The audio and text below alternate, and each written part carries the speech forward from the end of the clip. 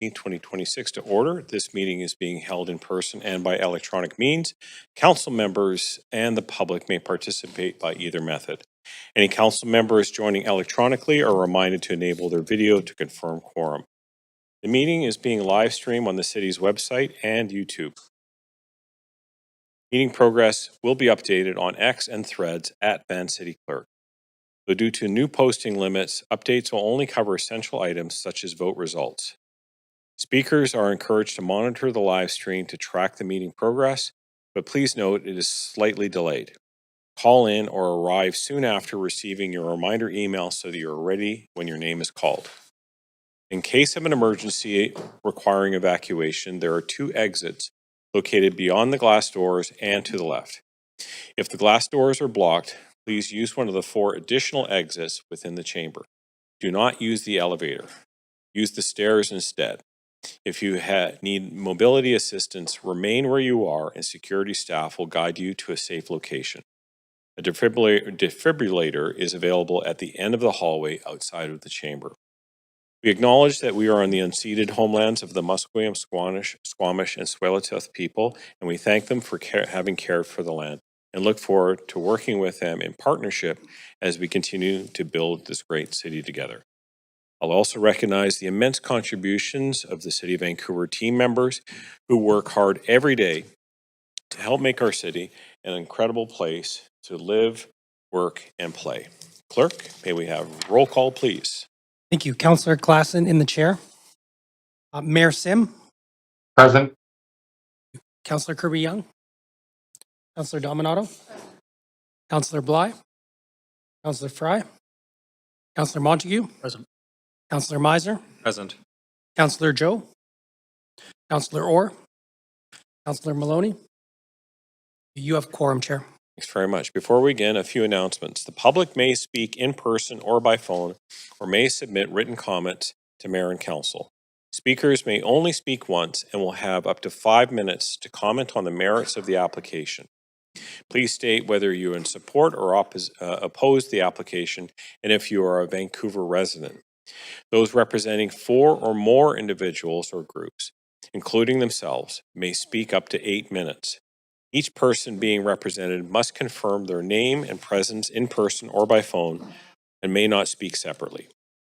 Written comments may be submitted through the Mayor and Council public hearing feedback on the city's website. If you pre-registered with a presentation, say next to have the clerk advance your slides. A reminder, at public hearings, council acts as a quasi-judicial body and must focus solely on the merits of the rezoning or heritage application. Members may ask clarifying questions of staff or speakers, including the applicant, but should reserve the debate until after the speakers list is closed. After hearing from speakers, council may approve the application in principle with amendments, refuse the application, or refer the application to staff for further consideration. Finally, if all speakers are not heard this evening, the public hearing will recess and reconvene on Monday, July 20th at 1 p.m. So before we begin the agenda item, if anyone believes they have a conflict of interest, so our first item is actually the Villages Planning Program, Villages Plan, City Initiated Rezoning and Vancouver Official Development Plan Amendments. Does anyone have a conflict of interest to disclose? Okay, the clerk will now read the application and the summary of correspondence received. There's an application by the General Manager of Planning, Urban Design and Sustainability to amend the Vancouver Official Development Plan to change the designations on the generalized land use map for some sites in the village areas as follows. Residential multiplex to residential low-rise and mixed-use low-rise. Residential low-rise to mixed-use low-rise. From institutional to mixed-use low-rise for one site. To amend map B2 in the Vancouver ODP, Official Development Plan, to include the Villages Plan areas as an area-specific policy. To amend the Vancouver Official Development Plan to provide clarification on how to consider a proposed development's consistency with general land use designations. In addition, correcting a numbering error and replacing a policy on groundwater protection that was intended to be inserted at an enactment of the official development plan.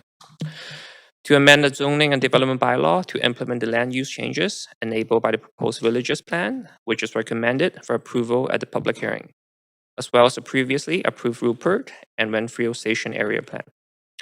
Further, to streamline the delivery of housing and new mixed-use buildings. To rezone most of the areas in 17 villages, as well as certain low-rise mixed-use areas in Rupert and Renfrew and select blocks in Granville, Woodland. Proposed amendments to the zoning and development bylaw include amend the R3 district schedule to add a new R3-4 low-rise residential district with inclusionary zoning requirements for affordable housing, and to increase the floor space ratio for sites with a minimum site area of 462 meters square and 1.45 floor space ratio to 1.6 floor space ratio in all R-3 districts, to provide greater flexibility in low-rise apartment forms, including new space-efficient stair options. In addition, align notification requirements for R1-1 uses with the R1-1 district schedule. Amend the C-2A district schedule to add the C-2D and C-2E low-rise mixed-use districts, which would not be subject to rental replacement required by the rental housing stock official development plan. In addition, the C-2E will include inclusionary zoning requirements for affordable housing. Repeal the RM-12 district schedule, increase housing options and mixed-use options for a city-initiated rezoning of certain parcels from R1-1, RT-2, RT-5, RT-10, RT-11, RM-1, RM-7, RM-8, RM-8A, RM-11, RM-12, and C-1 to the R3-1, R3-4, C-2D, and C-2E districts. Amend Schedule J, Affordable Housing Schedule, to add the R3-4 and C-2E districts and the associated social housing cash in lieu contribution and below market rental discount rate. The following correspondence has been received since referred to public hearing: 317 pieces in support, 1,771 pieces of correspondence in opposition, and 48 pieces regarding other aspects related to the application. This represents all correspondence received up to 4 p.m. today. Correspondence is presented as submitted and may include multiple or duplicate entries. Thanks very much. And before we begin our call for speakers, I just want to note that the procedure bylaw prohibits council members from the use of words, tone, or gestures that express negative views of individuals or groups. Members of the public are expected to follow the directions of the chair and not engage in improper contact such as hateful, defamatory, or discriminatory language. Council members may raise a point of order if language is not respectful, and I may ask speakers to adjust their remarks accordingly. So this is the first call for speakers. If you wish to speak to council about this item, please call toll-free 1-833-353-8610, followed by participant code 106-1445#. For the close of the speakers list. Phone number will be displayed during the recess. There will be an opportunity for new speakers and missed speakers to be heard at the end of the registered speakers list. We have staff from Planning, Urban Design, and Sustainability to present the application. Let's go ahead.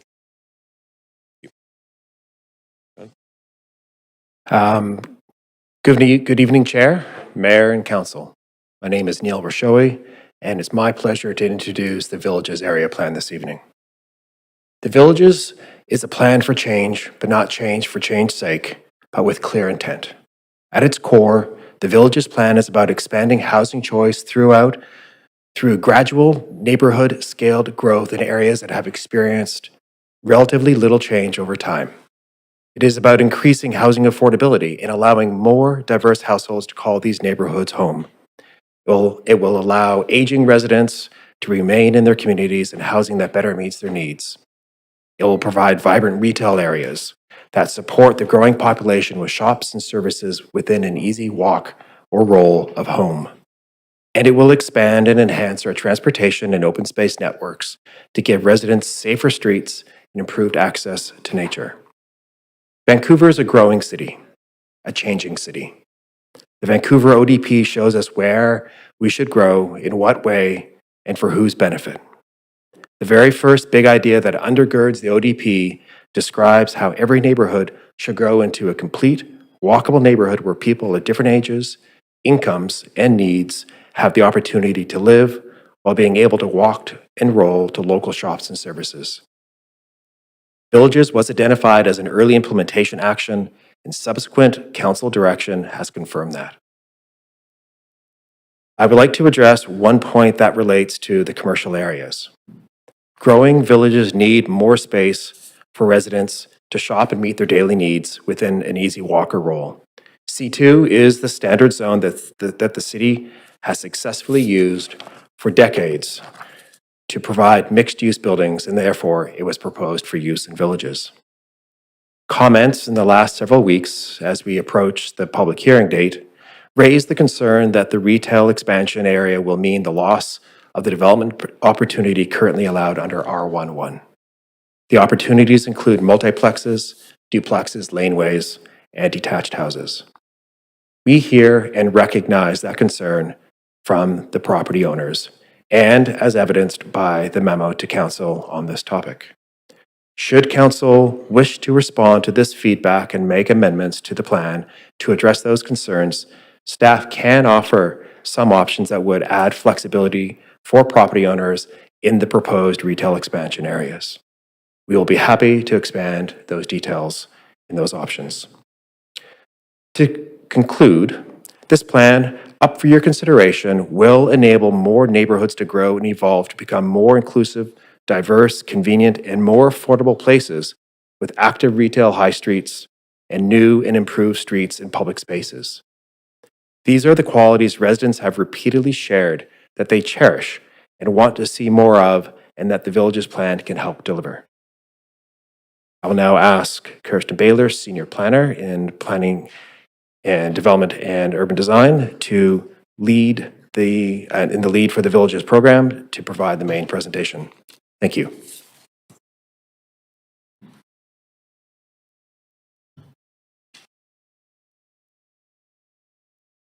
Good evening, Chair, Mayor, and Council. My name is Kirsten Baylor, and on behalf of the staff team, I'm pleased to bring you the Villages Plan, the City-initiated rezoning, and the ODP amendments for your consideration. The Villages Plan brings transformative change to 17 areas across the city that will result in complete, walkable neighborhoods where residents will be within a short walk or roll from many of their daily needs. To achieve this vision, the plan enables missing middle housing options, including apartment buildings up to 6 stories, townhouses, and multiplexes. This expansion of housing choice is essential for allowing more families and young people to move to these areas while giving older residents the opportunity to stay in the community. Equally important as the increased diversity in missing middle housing, local retail streets will be expanded to meet the increased demand from new residents. Building on the mostly small existing commercial nodes, the plan enables more space for shops and services along village high streets within a 5-minute walk and roll of existing and new housing.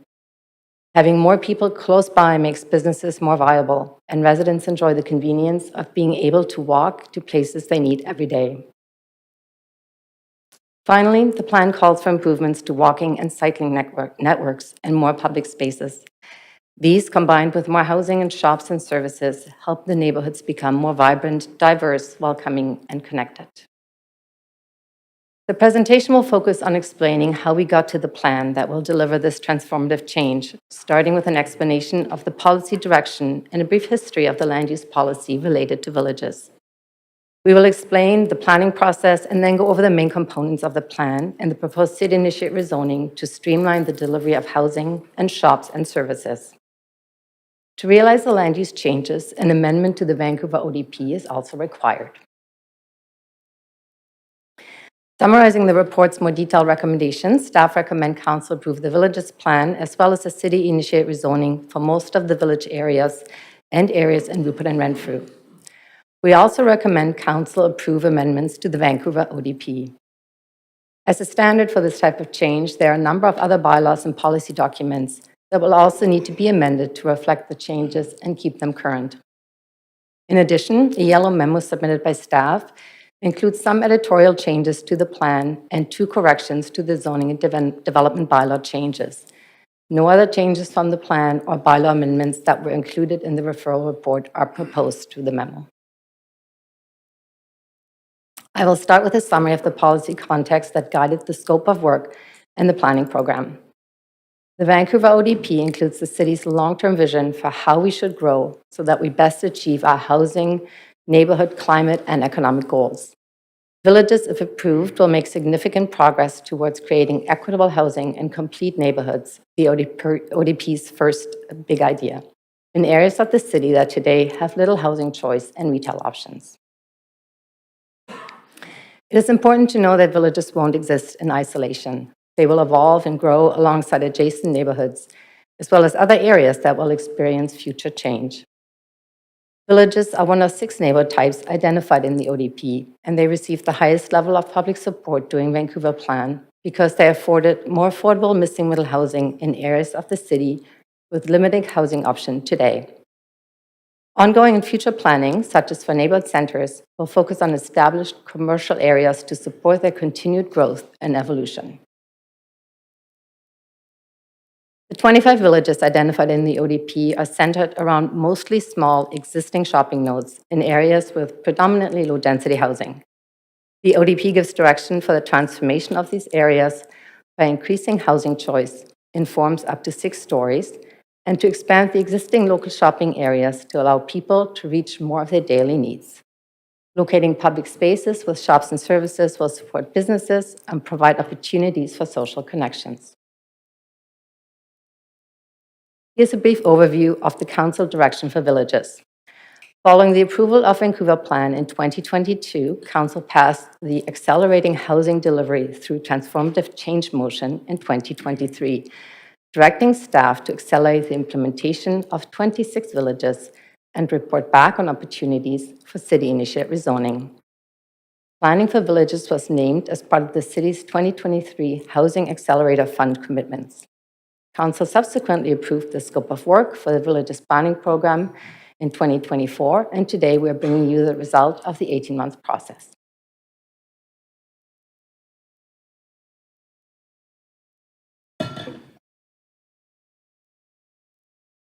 The Villages Planning Program includes 17 of the 25 villages identified in the ODP. These are located across the city, including neighborhoods on the west side, east side, and south side of Vancouver. The other 8 villages have either already been incorporated into other plans, such as the Rupert and Renfrew Station Area Plan, or they will be included in future projects. Before we get into the planning process that led to the plan, I would like to spend a few minutes explaining how the city has changed over time and what that means as we're looking at the villages today. Since time immemorial, the lands that encompass present-day Vancouver were covered by rich forests and stewarded by the local nations. With colonial settlements and logging, came the urbanization of these lands. Booming at the beginning of the 20th century after amalgamation, Vancouver continued to expand. Growth concentrated mostly within the downtown peninsula and adjacent neighborhoods, through denser developments, while other areas grew mostly as suburban low-density residential neighborhoods. The historical trend of focusing growth within the downtown continued through modern history, and a significant amount of high-density office and residential space has developed here as a result of focused planning policy. Today, 1/3 of the city's population live in the metro core, which covers only 16% of the city's land base. Additional housing opportunities outside of the metro core have been enabled through community and area plans, most recently in response to investments into rapid transit.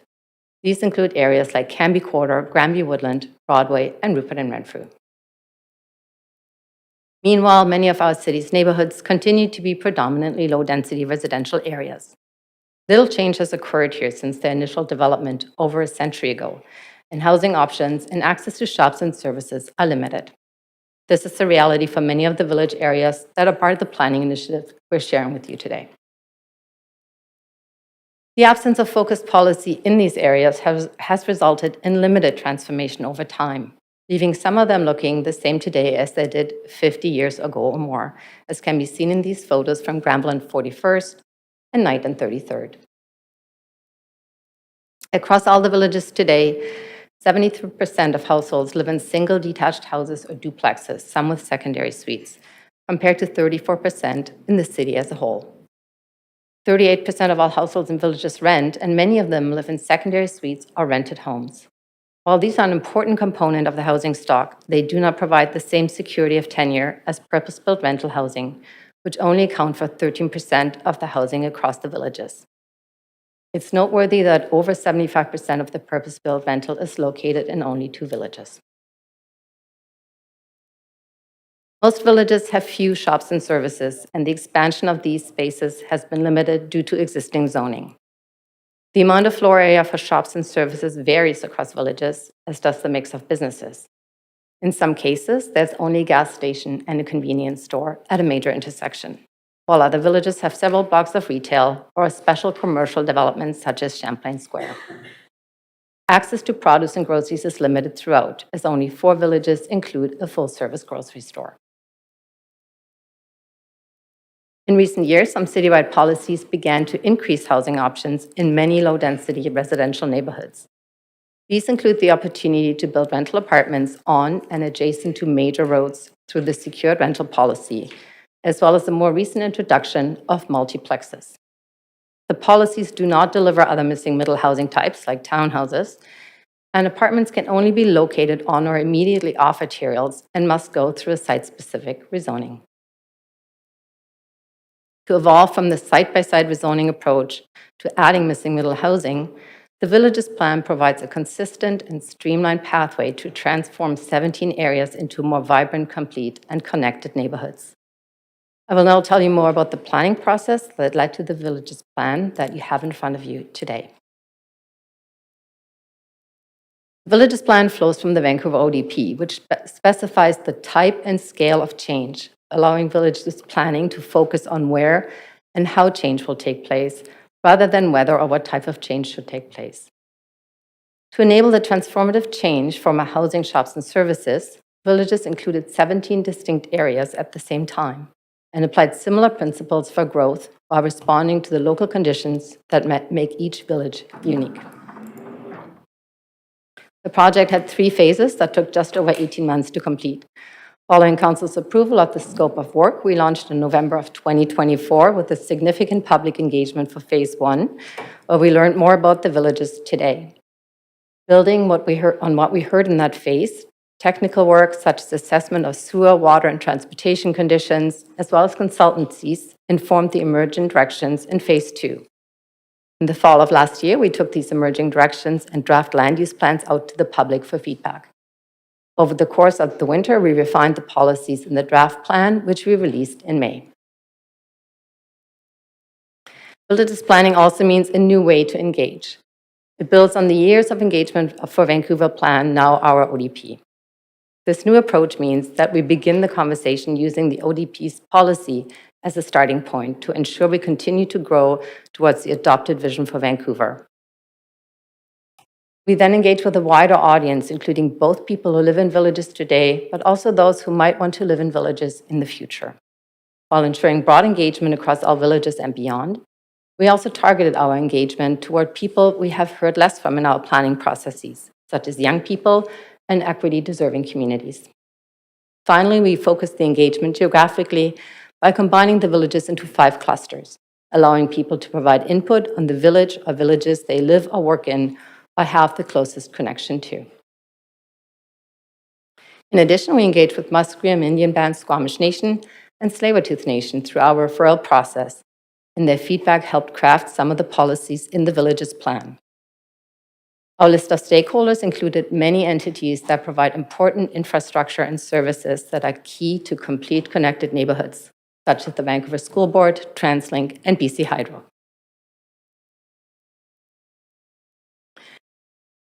The feedback throughout the planning program was varied, with many people supporting the types of change and others feeling concerned with it. I would note that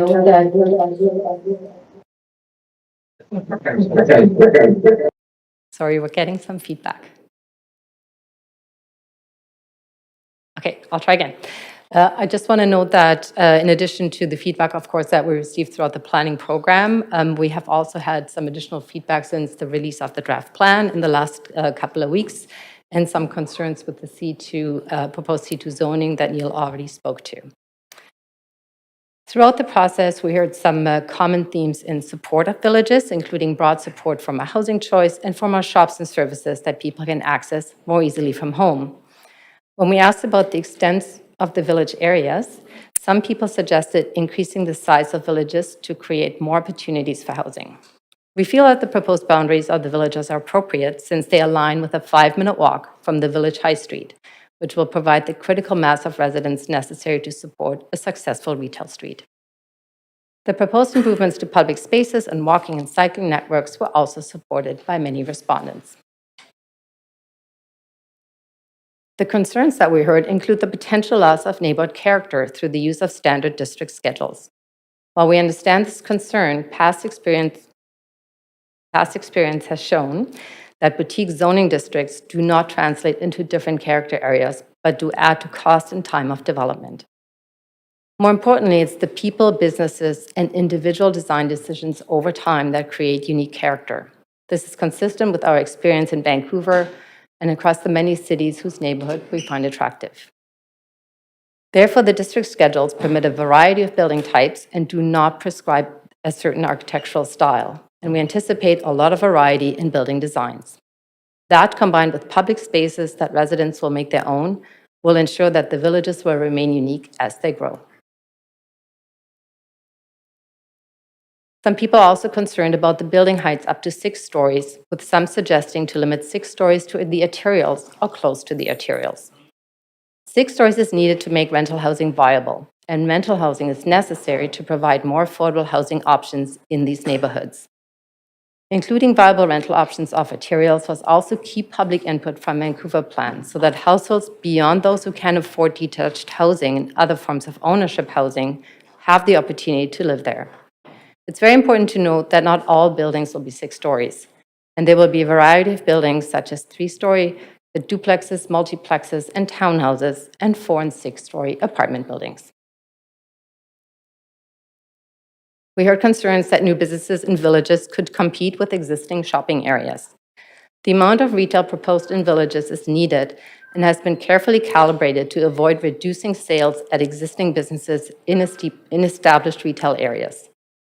In fact, as part of the analysis that informed the amount of retail space needed to meet the future demand in villages, we found that the established shopping areas are likely to benefit from, not be hurt by, the growth in villages.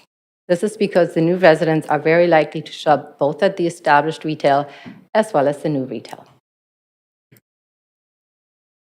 We also heard concerns that there could be too many chain stores in villages. Having a mix of retailers is important to provide a diversity of options in villages that meet the needs of many people, and this can include some chain stores that provide essential services such as drugstores. However, we do know that there's a high share of independent businesses across the city, occupying 80% of storefronts, with the share of independents rising in recent years. Even though the share of chain stores can be a little higher than 20% in brand new spaces, due to the scale and nature of the village areas, we anticipate that small local scale retailers would be more attracted to these areas over time. Excuse me. Finally, some people raised concerns that the planning process was too short with not enough opportunity for feedback. The ODP establishes both the need for Vancouver to continue to grow and change, as well as direction on how that growth should be accommodated in different parts of the city. Therefore, the village's engagement process provided opportunities for broader feedback into how villages should change, as well as more focused input into individual villages while maintaining alignment with the ODP. The background on the policy and the planning process, I will now orient you to the village's plan. The village's plan, if approved, will enable transformative change in 17 distinct areas, allowing them to grow and evolve over time with more housing options for people who in turn can support new and existing businesses. The plan is structured around 2 main components: the land use policy section, which explains the different development options and provides detailed land use plans, and the policy directions on several important topics. Each village land use plan identifies a high street and a mixed-use area where new shops and services are required. The size and location of these areas are informed by technical analysis, public feedback, and local conditions unique to each village, ensuring that no two high streets will look or function the same. Residential areas within roughly a 5-minute walk of the high street allow missing middle housing forms up to 6 stories, including apartments, townhouses, multiplexes, and duplexes. The boundaries are also shaped by local conditions, such as topography and distinct site features, as well as public input. The land use plan also identifies a series of unique sites. The land use plan enables for the active heart of a village to evolve along the high street. Mixed-use buildings will be developed alongside existing older commercial buildings, over time providing the continuous retail frontage critical for business viability and a vibrant experience. On the floors above, apartments will allow more people to live closer to these spaces. The high street will also provide places for people to move, meet, and linger. Improvements in the public spaces like wider sidewalks, patios, small seating corners, and plazas will help activate the high street. These spaces offer opportunities for residents to make them their own. Together with unique businesses, this will strengthen the character of each village.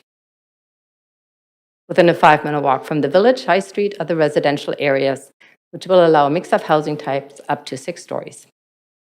The new housing options will provide opportunities for more people at all stages of life to live in a village. Missing middle housing enables older residents to downsize while staying in their community, and it gives families and younger people more opportunities to find homes that suit their needs. As mentioned, the land use plan also shows existing unique sites. Some of these sites provide services or spaces that serve people in the village and beyond, such as childcare or a cultural space. Therefore, the plan includes policies to enable renewal of the existing amenities or achieve new ones. This could include a variety of things such as new non-market housing, childcare, or park space. This may require more height and density than the low-rise forms enabled in the rest of the village areas, and the plan gives guidance on that. Redevelopment of these unique sites would require a site-specific rezoning. The plan's policy areas address other aspects that will help villages grow into complete connected neighborhoods. These include directions for transportation and public space improvements, parks and ecology, and also community infrastructure like childcare, social and cultural spaces, arts, and heritage. And here are a few of the policy highlights. The plan enables more diverse, secured rental and ownership options for young households and families, and for older people to age in their community. Critically, the plan enables more housing affordability by reserving highest densities for rental and non-market housing, and requiring below-market rental housing and inclusionary social housing where feasible. The plan allows for additional height and density for the renewal and expansion of social co-op and supportive housing. The plan also enables space for shops and services with a focus on active frontages and a mix of unit sizes to attract a mix of businesses, including grocery stores. It also supports existing businesses by enabling more people to live close by and by limiting the city-initiated rezoning to new mixed-use areas, thereby keeping existing C1 zoning as is. However, recognizing that some older C1 buildings might reach end of life, the plan does enable future site-specific rezonings. Making villages more walkable and creating public spaces for people to rest and meet will be key to help villages grow into complete connected neighborhoods. Policies include enhancing and expanding our greenways network to connect people in villages to the mixed-use areas and to parks and destinations beyond. The plan builds upon previously identified walking and bike projects to help implement safe and inclusive street designs. Creating a variety of public spaces is an important policy for villages and will be achieved through new spaces, both in the public right-of-way, but also through opportunities on larger sites. The approach to public benefits in villages differs from previous community plans for 2 reasons. First, the city is transitioning from area-specific public benefits to a citywide framework for planning and delivering amenities. Second, because the plan enables similar development opportunities across 17 villages, growth is expected to occur gradually and at different rates, allowing amenities and infrastructure investments to be aligned with population growth. Many public benefits will be delivered through development, including new public spaces along village high streets and amenities such as parks and childcare on select sites. Other amenities will be provided through city programs and the capital planning process. Moving on to the implementation of the plan, which will be predominantly through city-initiated rezoning. To streamline the delivery of housing and commercial space, we are recommending that Council approve a city-initiated rezoning of 96% of parcels in the 17 villages. If approved, development can be initiated through a development permit application without the need for site-specific rezoning. This approach provides clarity and predictability for residents, applicants, and staff. For the other 4% of sites in villages, the plan includes rezoning policies to guide privately initiated rezonings, such as for unique sites or to incentivize the retention of corner stores. The residential areas are proposed to be rezoned to R31 and R34, which allow many housing types, including houses and duplexes, multiplex and townhouses, and apartment buildings up to 6 stories, with the maximum height and density for market rental housing. Through economic testing, we found future strata projects on existing large lots on the west side can support an affordable housing contribution, so we will require that on some projects. Staff is also proposing a change to all the R3 districts in the city to help incentivize space-efficient stair solutions. Per council direction, we are proposing to increase the floor space ratio on single lots, which would enable small, livable apartment buildings on smaller sites with less need to consolidate sites. New mixed-use areas would be rezoned to C2E and C2D. As the continuous retail frontage is key to achieving a successful retail high street, these zones require commercial uses on the ground floor, and fully residential developments are not permitted. Different building heights are enabled, with the maximum density and height of 6 stories reserved for market rental, with a below-market rental component on the west side. As with the R3, certain strata projects on large west side lots will also be required to make an affordable housing contribution. Staff would like to note that following the notification of the owners of the sites that are proposed for C2D and E rezoning, we received written communication from a small number of property owners, as well as from other groups expressing concerns about the proposed change. Staff acknowledged the concerns raised, and as Neil discussed in his introduction, there are ways to provide greater land use flexibility to aid in the transition to a retail street through potential amendments that staff can provide more information to Council on. The residential areas, which make up 96% of all parcels proposed for rezoning, would be rezoned to R34 on the west side and R31 on the east side. As for the mixed-use areas, which make up 4% of parcels proposed for city-initiated rezoning, these would be rezoned to C2E on the west side and C2D on the east side. We're also proposing to rezone 145 parcels in mixed-use areas in the Rupert and Renfrew Station area plan to C2D. These parcels complement low-rise residential areas that were rezoned by the city in January of this year. If Council approves the city-initiated rezoning for villages, 30 parcels in Grandview Woodland would be the only remaining parcels zoned RM12. We're therefore proposing to rezone these to R31, which enables the same housing types as RM12 with additional apartment options. This would then allow the repeal of the RM12 district schedule from the zoning and development bylaw, thereby further simplifying and streamlining regulations. Before concluding the presentation, I will briefly explain the proposed amendments to the Vancouver Official Development Plan. The ODP includes a map that shows what type of development is possible on a site under current policy or regulations. This is called the Generalized Land Use Map. As the village's plan proposes some land use changes, the map needs to be updated to align with what is in the village's plan. As an example, where the GLU currently shows the multiplex land use designation, it needs to be amended to reflect the low-rise residential or mixed-use designation that the village's plan enables. In addition, 2 other amendments are proposed and included in the report. One is to add some language that clarifies how to determine consistency with the GLU, and the other included some editorial changes to replace a policy on groundwater that was supposed to be included in the ODP at the time of enactment. Before we conclude, I would like to bring us back to the vision and to the transformational change that the village's plan brings.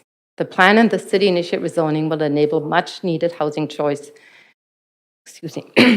allowing more families and young people to move to these neighborhoods and older people to stay in the community they have called home for a long time.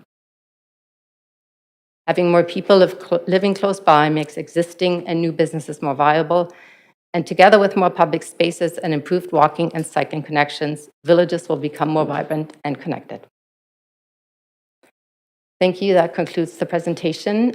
We have staff and our consultants here today to answer questions. Thank you very much for the presentation. So council, please note that the applicant for this item is the General Manager of Planning, Urban Design and Sustainability. With that, does the applicant or their designate have any additional comments? No additional Thanks, comments. Thank you. Okay, are there any questions from council to staff or the applicant? All right. Councillor Meisner. Yeah, thanks, Chair. Thanks, staff, for the presentation. Have lots of questions, but I'll start with the letter. So there was a letter that went out to many homeowners, I understand. And essentially, my understanding is that it limits the redevelopment of their current single-family homes to, they would need to be redeveloped into a, say, a 4 to 6 story building. So I just want to get a sense of why that approach was taken in those particular areas. Why would they not be able to add, say, a laneway house or a multiplex? Why are you proposing that it needs to be a 4 to 6 story building?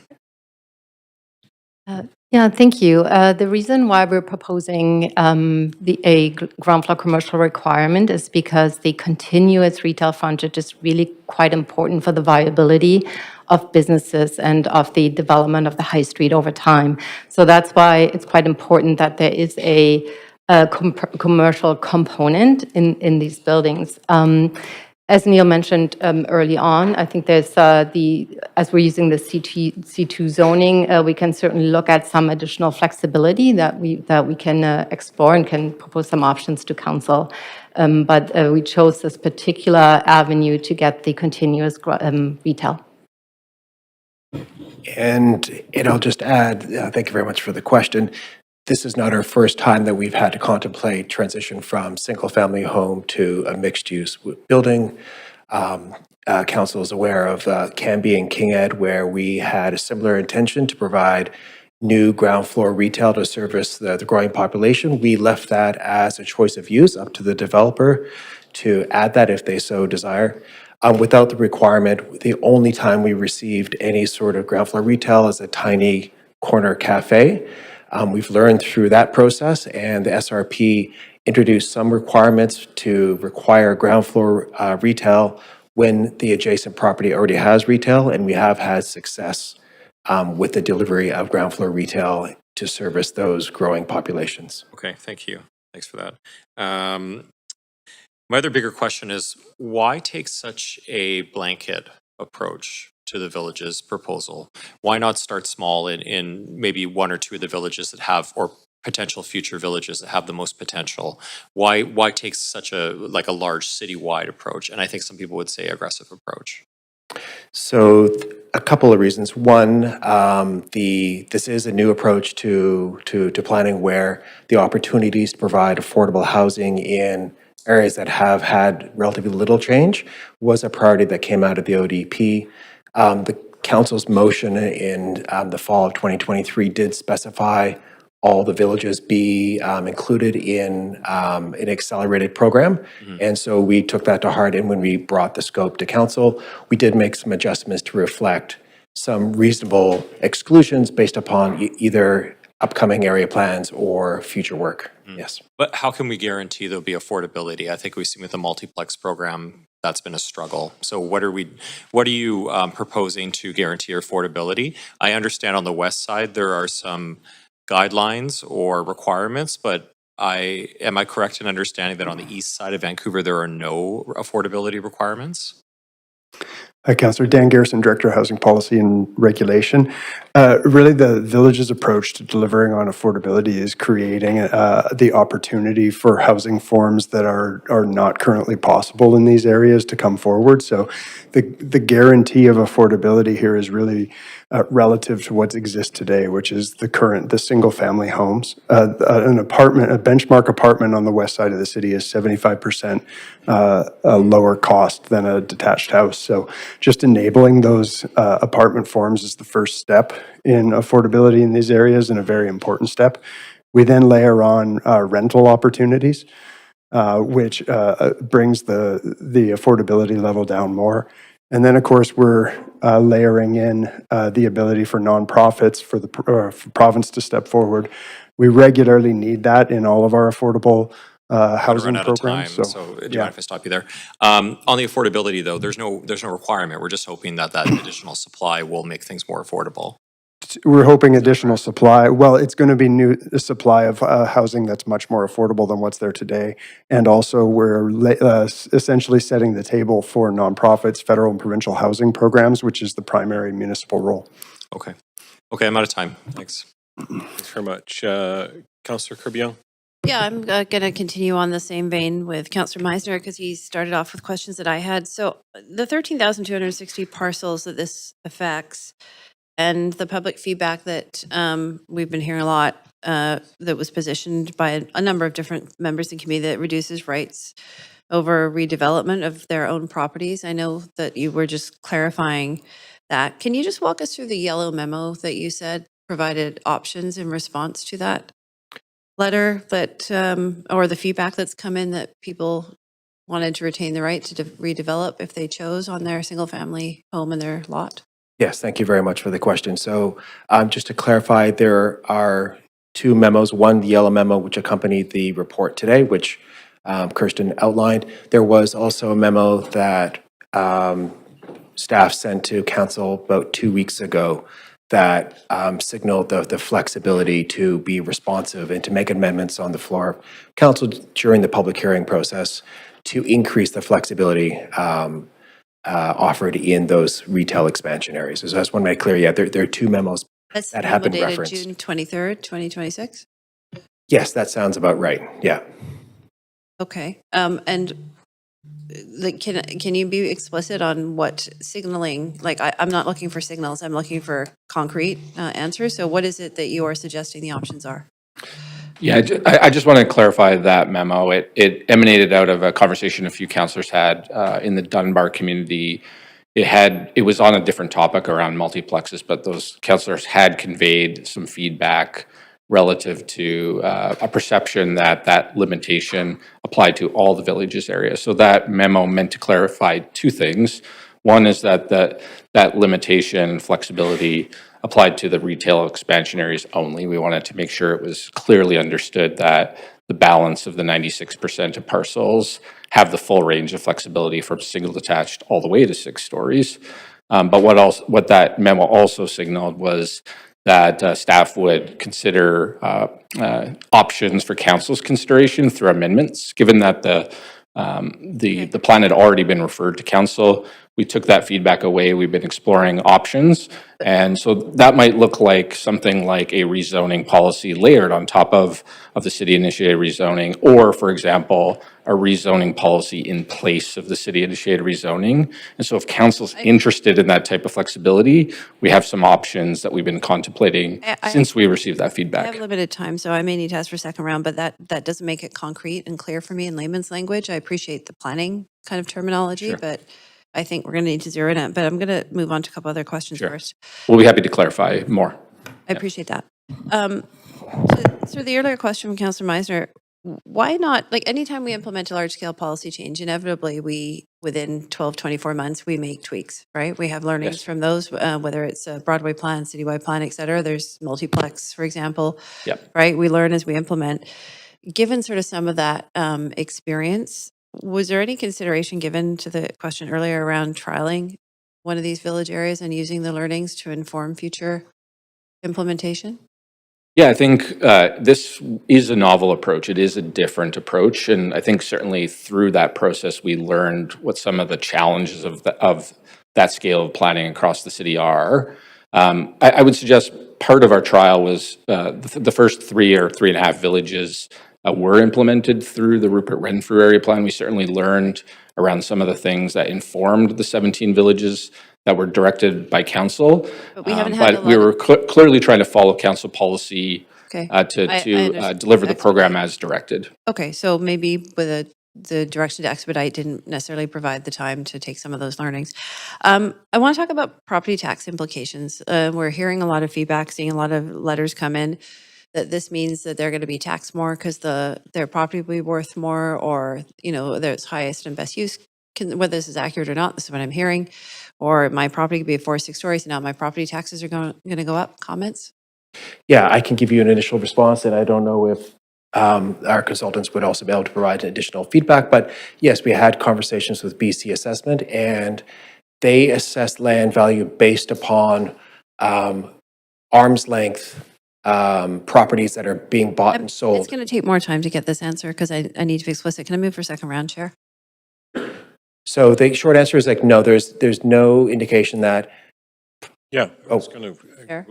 Go ahead. have a motion on the floor here. It was moved and seconded. Can I have all in favor of second round? Okay. Any opposed? That carries. Thanks very much. Carry on. Okay, I'm going to have to come back on because that ran out my time. Thank you. I'll come back for the answer.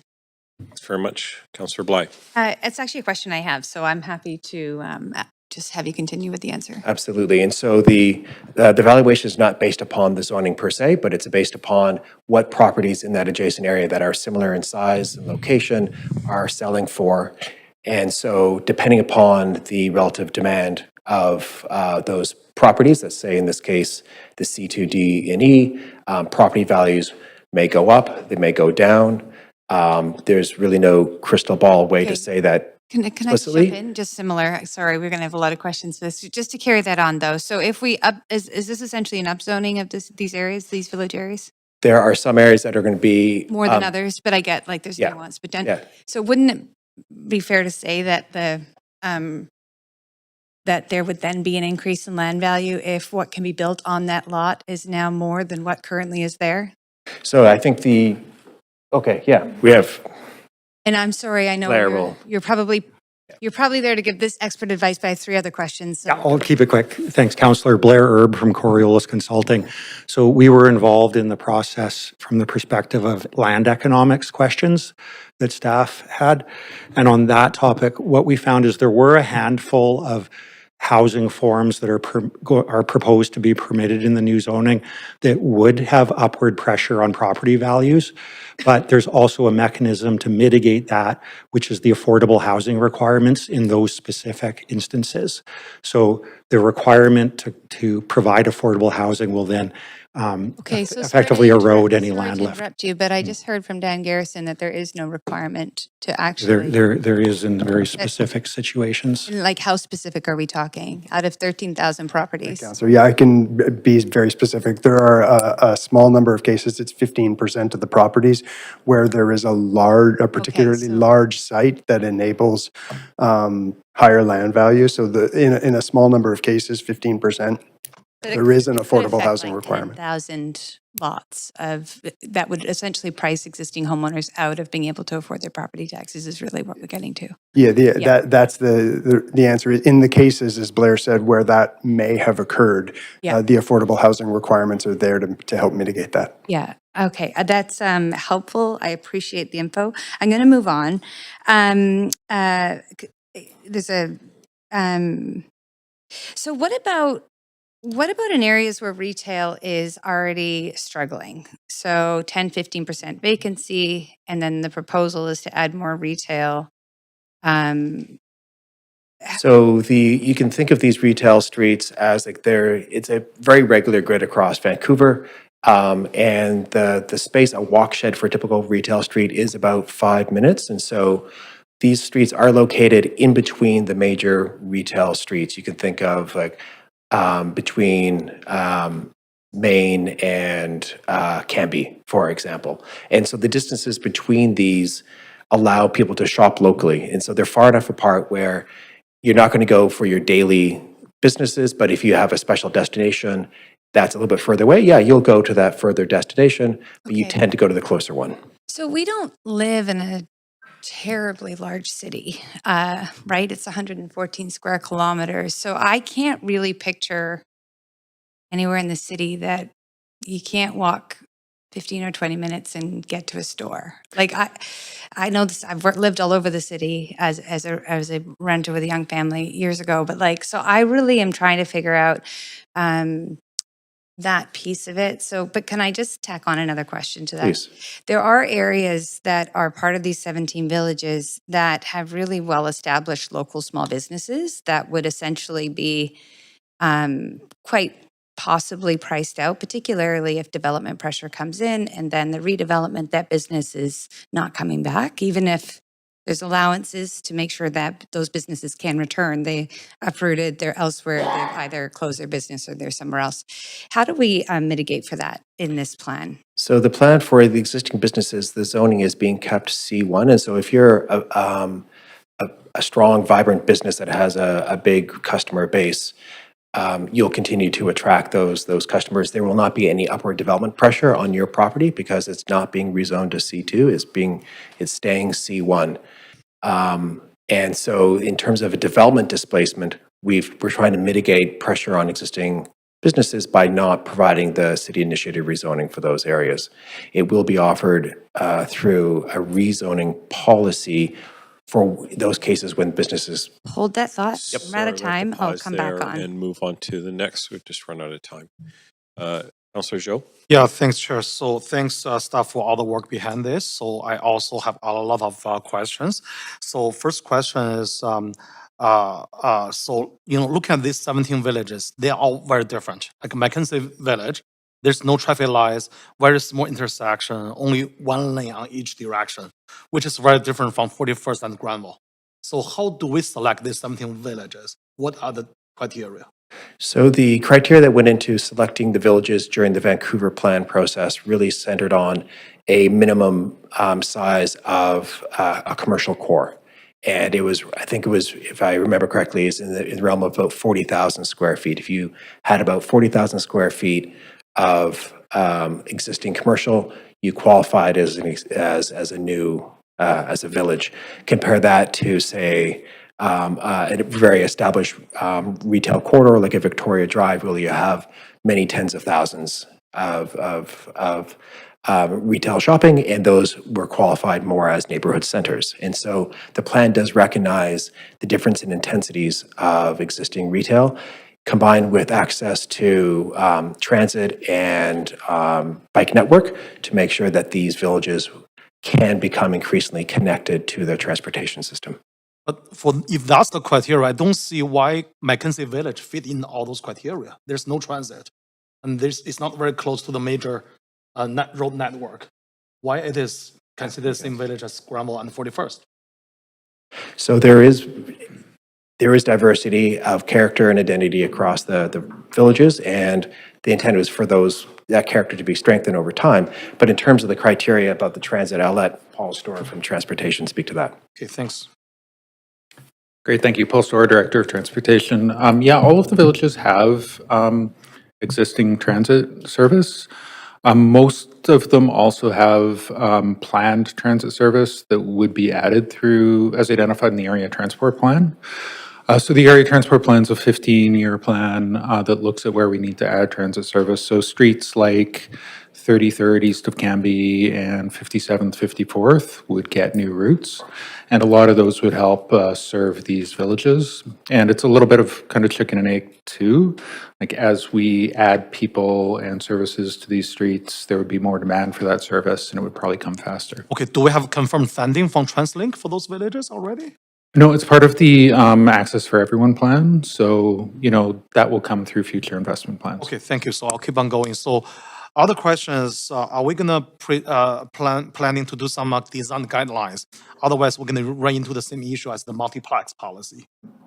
So there are design guidelines that are coming to council next week, the citywide design and development guidelines. They are the vastly streamlined and improved and modernized design guidelines that would govern this scale of development, yes. Okay, thank you. Other questions, is the tree protection a mandatory requirement or only when it is possible? Yeah. Marie Linehan from Development Planning will answer that. Thank you. Thank you for the question, Councillor Zhou. So the tree protection bylaw will apply to all new development proposals in the villages area. So that while it allows removal within the building footprint, there's a replacement strategy through the tree bylaw. And that applies to all apartment dwelling redevelopments we see today, and it would apply to the villages. It's only the replacement of the tree, doesn't necessarily mean the similar size or similar age of the trees. Yeah, we do recognize that sometimes mature trees are removed and the replacement trees are smaller. Okay, thank you. So moving on to the infrastructure. So I think the report says the utility upgrades will be identified through individual development applications. So have we done any analysis at all those 17 villages to look at assessment of sewer, water, electric capacity across all the 17 villages? Yeah. Good evening, Chair, Mayor, and Council. I'm Neil Peacock, an Associate Director within Engineering Services. So I can confirm that, yes, building from the Vancouver plan now through the ODP and into villages, that we've done that work, that technical work. In this case, the types of building forms we're supporting do not require any sewer upgrades.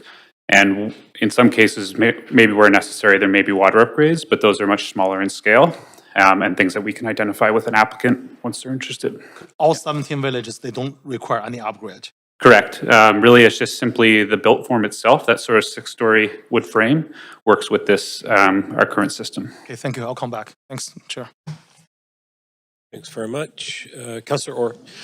Thanks. This question was sort of asked, but has staff modeled whether pre-zoning 13,000 parcels at once, rather than phasing it, creates an incentive for land banking or speculative holding where owners sit on now more valuable land waiting for prices to peak? Yeah, thank you very much for the question. Our analysis shows the opposite, actually. It's when in our past planning experiences where we've limited growth to a very narrow corridor, where we've created sort of this artificial supply, there has been that rush to assemble properties in the hopes of being one of the lucky few to get access to the new development opportunities. It's properties like that that you see sit fallow because unfortunately some developers may get in over their heads and pay more for their properties than they can reasonably get out, and they have to sit on that. One of the advantages of doing it over such a large area is that you actually really reduce the pressure and on upward pressure on land values, and that's one of the benefits is actually it has a stabilizing effect on land values. Okay, was there any sort of, so the draft, between the draft and when the zoning changes take place in October 2026, is there anything like monitoring that to get the exact data on that? You mean in the subsequent like 2 months?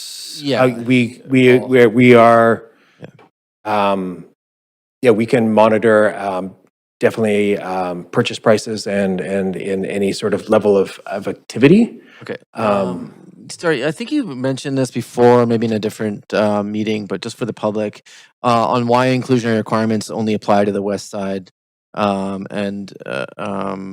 that yeah, so just go over that again. Councillor Orr, Blair Erb again. Thanks for the question. So with the work that we undertook on the financial modeling of the different types of projects that will be permitted under the proposed zoning, the sites on the east side are not essentially profitable enough from a developer's perspective to be able to afford to incorporate affordable housing within the project and still move forward.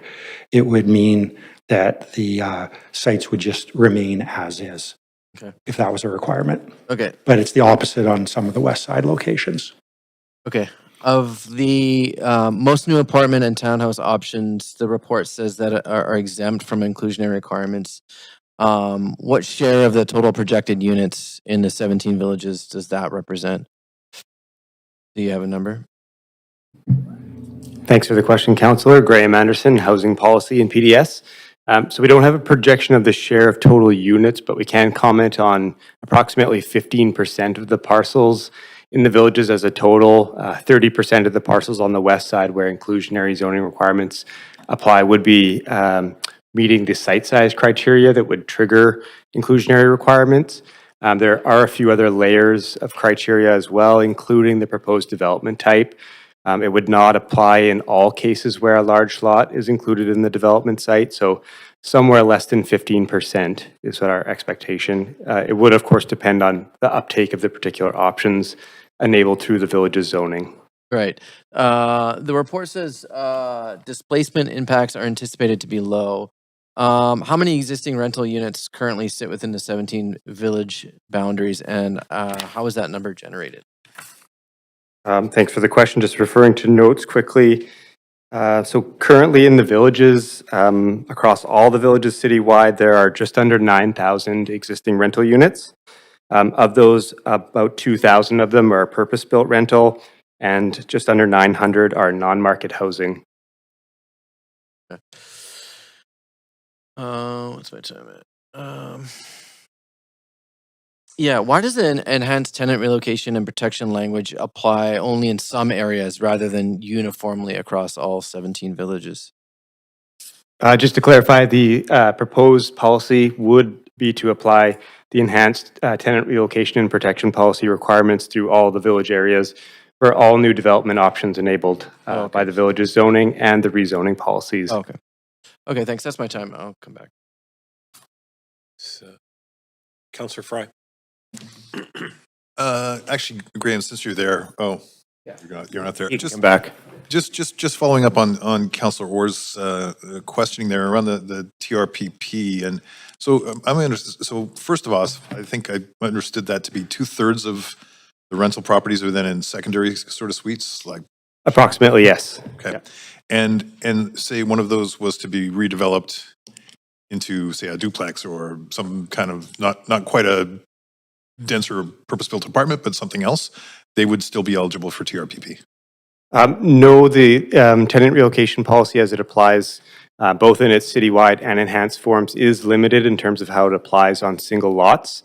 So single lot development that doesn't involve consolidation or more than 5 units would not trigger TRP requirements. Okay, so do we have a sense of how many tenants that represents?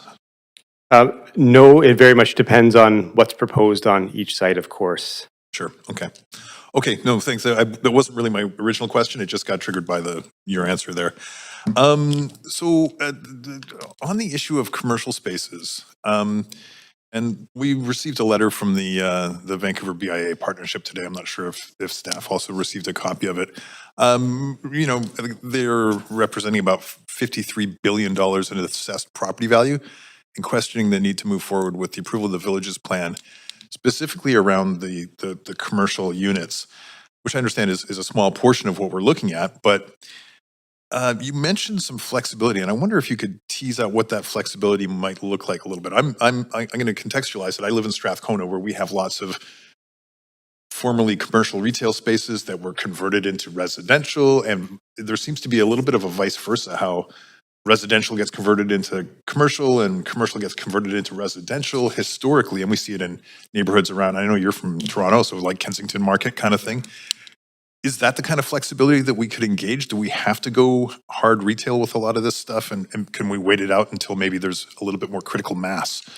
And so I think in terms of the flexibility, I think, yeah, Kensington Market is a great example of where it's basically single family homes with just a retail piece that's been built in on the front of it. And in many of our corner stores, you can think of Muddy Oak, is an example of something like that. And so I think instead of like the formal C2, we could look at opportunities for integration of some sort of ground floor activation that is combined with actually any form of residential behind it. And so giving a lot more flexibility in terms of small lots and how they provide that flexibility and the amount of retail that's provided. I think we could also provide some flexibility on maybe some legacy uses having to do with around R11 as well, to give people some ongoing flexibility to continue to pursue. In less planner speak, in a more plain English, specifically, could we flip between commercial and residential on a ground unit that, so not binding them to be commercial right away, or is that some kind of future amendment that we could talk about? The where we want to avoid is the conversion over to, say, a large residential building. A conversion of a multiplex, duplex, single family home, something with a laneway, and commercial being added or removed up front, yeah, there's a lot more flexibility when the forms stay smaller like that. Where it gets difficult and you run into long-term problems is when a parcel redevelops into a large-scale residential building like a 4-story apartment. Okay. So yes, you could have flexibility on the lower scales, absolutely. Okay. I'd like to tease that out later. Curious around heights versus FSR. Heights seem reasonable enough to me, but from looking at the FSR on a lot of these, seems like we're going into leafy green neighborhoods potentially and removing a lot of the tree canopy or the permeability in order to facilitate a greater FSR. Then can this work with less FSR and still manage to have the heights, say, but not quite the erosion of the permeability and tree canopy and et cetera? So there's the FSR really looks at how much building there is on a given building footprint. And so you don't necessarily get smaller building footprints. And so the permeability is, is not a clear, it's not a clear win or loss. Generally, the FSRs are set to deliver housing. I think this council's mandate has been over the past 4 years to make sure that we deliver the much needed housing. We're in a housing crisis. And so the FSRs reflect the desire to deliver that housing, and it's not an abstract number. I'll come back. Councillor Maloney has not spoken yet, so I'm going to try and attempt to give the floor to her. One moment. Thanks. And I'm happy for you to keep answering that question. So the FSRs really reflect what the market conditions are today that are necessary to deliver the specific forms of housing that they're being applied to. And so if it's 4-story strata or 6-story rental, the FSRs reflect what the market's going to need to deliver that housing. And so it's not a necessarily, this is not about delivering a specific form. It's about delivering housing that the people need and what are the forms necessary to get us there, and still while providing high quality, highly livable buildings for people to live in. We have built these. These are some of our most established, well-known and well-understood buildings in the city. We have lots of experience. We know how they can be designed well. And so the guidance that is contained in this plan and through the city design and development guidelines coming next week will ensure high-quality buildings will land in the neighborhoods and that they deliver housing. At the bottom, at the end of it, it's about make sure we deliver housing. Thank you. Oh, I forgot that was me. It's been a long day already. So I'm interested in hearing at a broader level about how this plan as a whole, setting aside some details about retail and things, affects housing affordability at a broader level. Yeah, Dan Garrison will take that one. Thank you.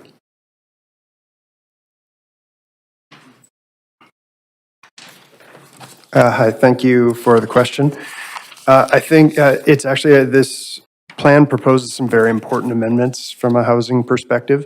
We're talking about neighborhoods that are predominantly dominated by detached houses today, which are some of the least affordable housing types in the city. So going forward right now, if you just look and think about housing affordability from a housing type perspective, an affordability and income perspective. So let's take a West Side example, a typical detached house, benchmark price of $3.3 million, requires a $650,000 down payment and an income of about $670,000 to afford that. We're talking about affordable to less than 5% of the households in the city. If you talk about an apartment like we're proposing, a 2-bedroom apartment on the West Side, $1 million purchase price, $200,000 down payment, $235,000 income required. So it's affordable to about 13% of the households in the city. You now make that rental. We're talking about affordable to $148,000 income, or about 25% of the households in the city. Below market rental at $2,400 a month for rent. Now you're affordable to households with incomes much lower than that. You're down to $95,000 a year income. 40% of the households in the city can afford that. So the kinds of housing types that we're layering into the village program are would vastly enhance housing affordability in neighborhoods across the city, which are currently essentially shut out to households that don't have very high incomes.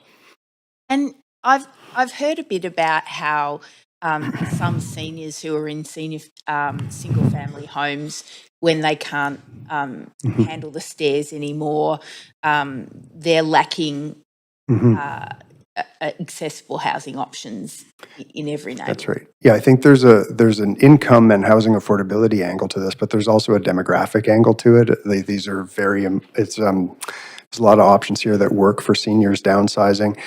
These are areas that would provide now family housing for maybe folks who grew up in some of these neighborhoods and now can't afford to live in them because of the changes in the housing market over the last couple of decades. So providing opportunities to a lot of folks to live in what they consider to be their neighborhood as their life changes.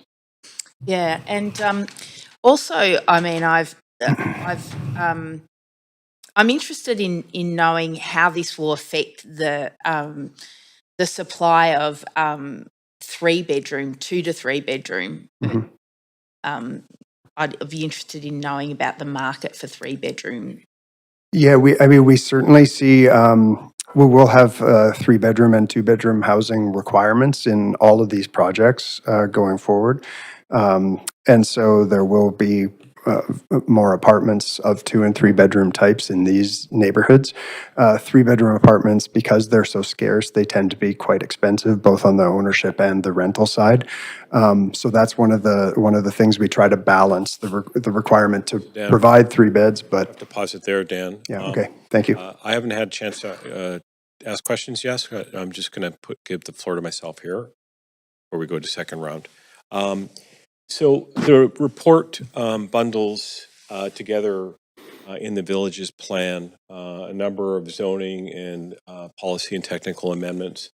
I know that we only have a certain little bit of time, but can you give me the short version of which of the components are there for primarily enabling the villages, and which are for the sort of broader policy or regulatory improvements?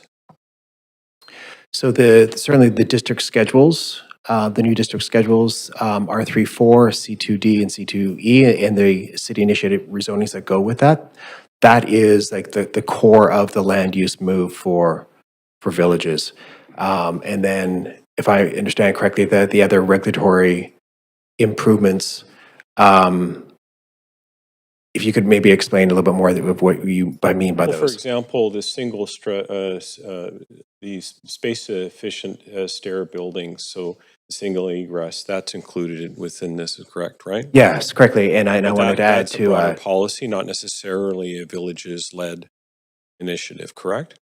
it is being implemented through villages, and so we're updating R31 as part of this plan, and that would apply citywide. And so it's not just the villages that will benefit from the increased FSR for a space-efficient stair. Those buildings are going to be available anywhere in the city that have R3 zoning now. And so it's a major step towards offering actually units that are a little bit larger. The 2 and 3 bedrooms are much easier to include in space-efficient stair buildings. And so we see that as a major improvement to the opportunities for a better housing stock, not just in villages, but in the R3 zone all across the city. Interesting, because council did give direction to do work on the single egress stairs last year, I believe. You did, and we heard that loud and clear, and we committed to bringing that back to you for this term, and this is the mechanism. Part of the villages plan, so that's what's the sort of the nub of my question. So, so maybe you can either work on this in a response now, or perhaps have a further conversation with your team to try and understand this. But if the villages plan was not passed by council, what housing or regulatory improvements contained within this package would be delayed or lost? If we could take a moment to come back to council and with a reply to that, I think we can, we've registered that, and give us a minute to give you a thoughtful reply to that.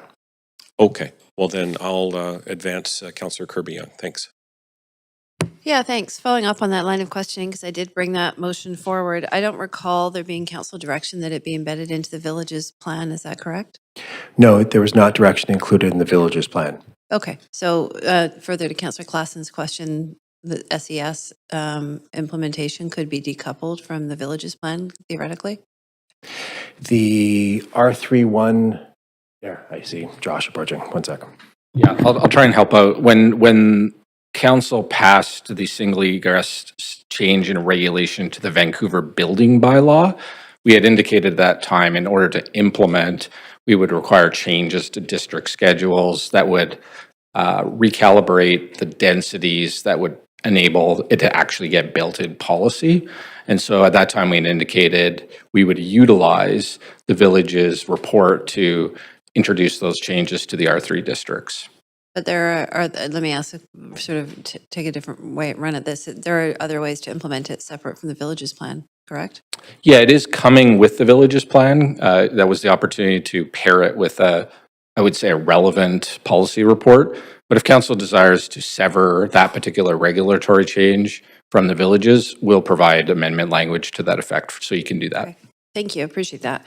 My other question I have, looking at the memo now that we touched on my last round of questions from June 23rd, and it talks about 4% of the properties being affected in the commercial areas that the way it was originally concepted would be precluded, would have to have commercial be precluded from rebuilding as a single family home.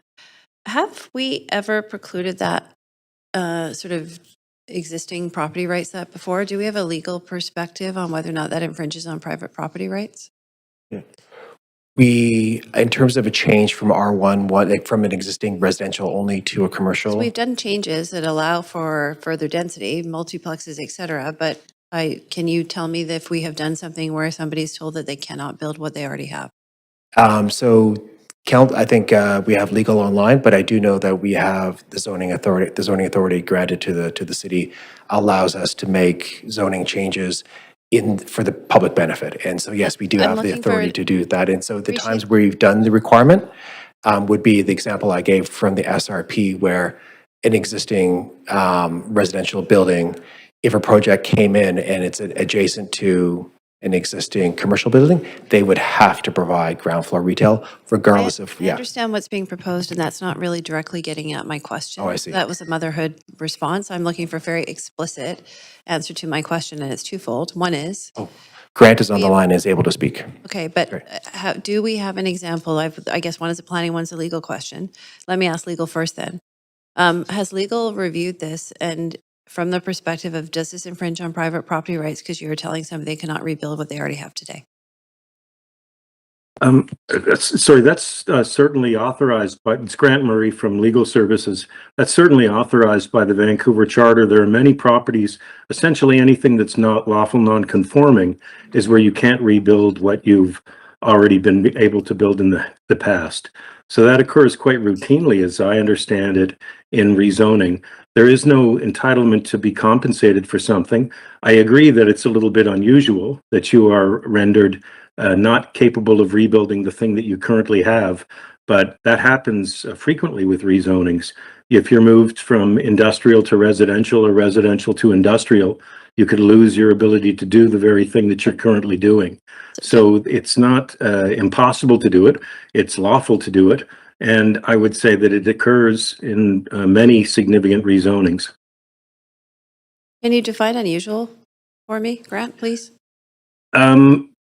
Sorry, it happens when when significant numbers of properties are rezoned. If they're moved from one use and then those uses are no longer lawful, we have a whole section of the Vancouver Charter that deals with lawful nonconformity. I understand that, but it was you. I was just asking clarification because you used the term unusual. I'm going to switch back my last 30 seconds to Director of Planning on the options with respects to that broader topic, and you were talking about rezoning overlays, et cetera. Can you give that to me in layman's language? Yeah, so what's in front of you is a city-initiated rezoning to C2. C2 being a very common district. We've done it in Nanaimo and other places. Having heard that feedback about those restrictions, we hear those concerns, we understand those concerns. So one option council could have in front of them is to replace the city-initiated rezoning that's in front of them through amendment, to something like, say, a rezoning policy. So that would just provide guidance on the type of character, scale, use, flexibility, policy intent that through a rezoning process we might consider. So if someone wants to come forward with, say, a live-work situation or some other options, we can define that how we like. That's one option that we've suggested that council may want to consider should they want to address that concern, because we've heard that concern. It's a legitimate concern, and we want to be able to provide options for I thought council. that answer is important, so I let the clock run long here. Thank you. So, Councillor Bly.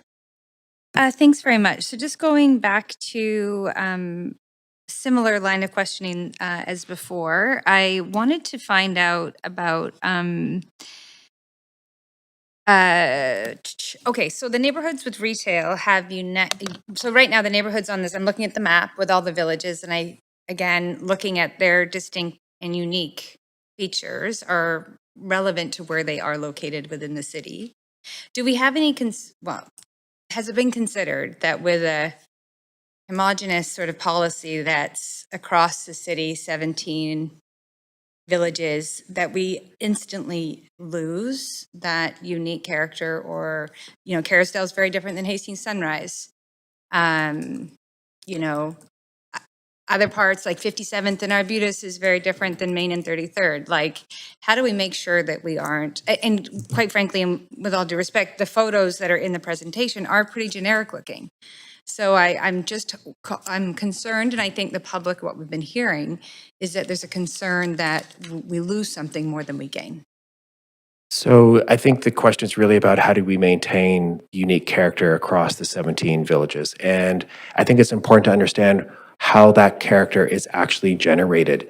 If you look at a lot of our main retail streets throughout Vancouver, they're very sort of nondescript, one, maybe two-story buildings that are really similar to each other, whether you're going up and down Main or up and down Commercial Drive or increasingly on Fraser. And what really gives the individual neighborhoods the character is that the mix of shops, the people who live around there, the type of retail that it is, and so and that is overlaid on very similar types of C1 zoning. And so I think it's appropriate to emphasize where the character generates from, and this idea that it's bespoke design guidelines that are customized to each neighborhood. First, that's something that this council through its 3331 program moved away from, and because it doesn't generate the different character that I think people really ascribe to it. Right, and I guess where that is, that line of questioning is grounded in is that many of these areas already have pretty thriving retail, and then some threaten areas that have struggling retail. Like, there doesn't seem to be a middle ground. So I come back to that affordability question around locally established small businesses that are going to be part of the C2E, that there'll be instant development pressure. And we know with triple net leases that that highest and best use assessed value that will come in next year will very likely price that local small business out of that area before we're even ready for anything new that's envisioned in this villages plan. So we do have our consultants here who can speak to the work that went into the retail study to support how much retail and the policy directions that went into it. Well, I think, yeah, I mean, unless there's a quick answer that's, yeah. Sorry, I did want to reiterate what Neil spoke to earlier, is that the plan proposes to keep the zoning on the existing retail that forms the character of those areas today. And then they're called retail expansion areas because we're trying to provide new opportunities aside from them. So if a choices market in a neighborhood has a C1 zoning and we want to retain that, we're keeping the C1 zoning so it doesn't have that development pressure. The development pressure is designed to help expand that retail area, not replace the existing retail that's there. Okay, that's helpful clarification. I'll look back in the report to better understand where that's outlined. There are a couple of areas I see, like Oak and 33rd area, Heather and 33rd, like there's very little happening there in terms of retail. It seems to me like it would have been, and there's tons of development and there's lots of renewal happening there. Could we just pick one and sort of work it in as a bit of a pilot to apply the zoning to and see how it goes? Yeah, certainly, like, we took the approach of the program-wide approach of the 17 villages. That was the direction council provided us. Council, of course, has the choice to decide whether it wants to approve, remove, whatever villages it wants to. So if it does want to take a more targeted approach, that's up to council to decide through this process. If it wants to choose a select few to start with, learn from them and go later, that's something that council certainly can do, of course. Okay. And on the affordable housing requirement that was outlined by the consultant, is that literally a street and that one side you have to build affordable housing and one you don't because you're sort of on the west side or east side? Like, is it that sort of distinct in one road or one street? This is an important question. It would be really good to get the answer. Okay, can maybe somebody next on the queue can ask? Okay, Councillor Zhou, are you okay with that? Yes, I'd like to hear the answer as well. To clarify, the affordable housing requirements are only applicable on the west side villages, so west of Ontario, and they're triggered based on lot size characteristics, so a lot area and frontage, and then they're specific to particular development options enabled by the proposed zoning. So the 4-story strata residential apartment and the 4-story mixed-use strata buildings would be subject to an inclusionary social housing requirement or cash in lieu. 6-story mixed-use rental buildings on the west side would be subject to a below-market rental requirement. Okay, thanks. So other question I have is, we heard a lot of concerns from the residents regarding privacy and the view. So how do our staff respond to that?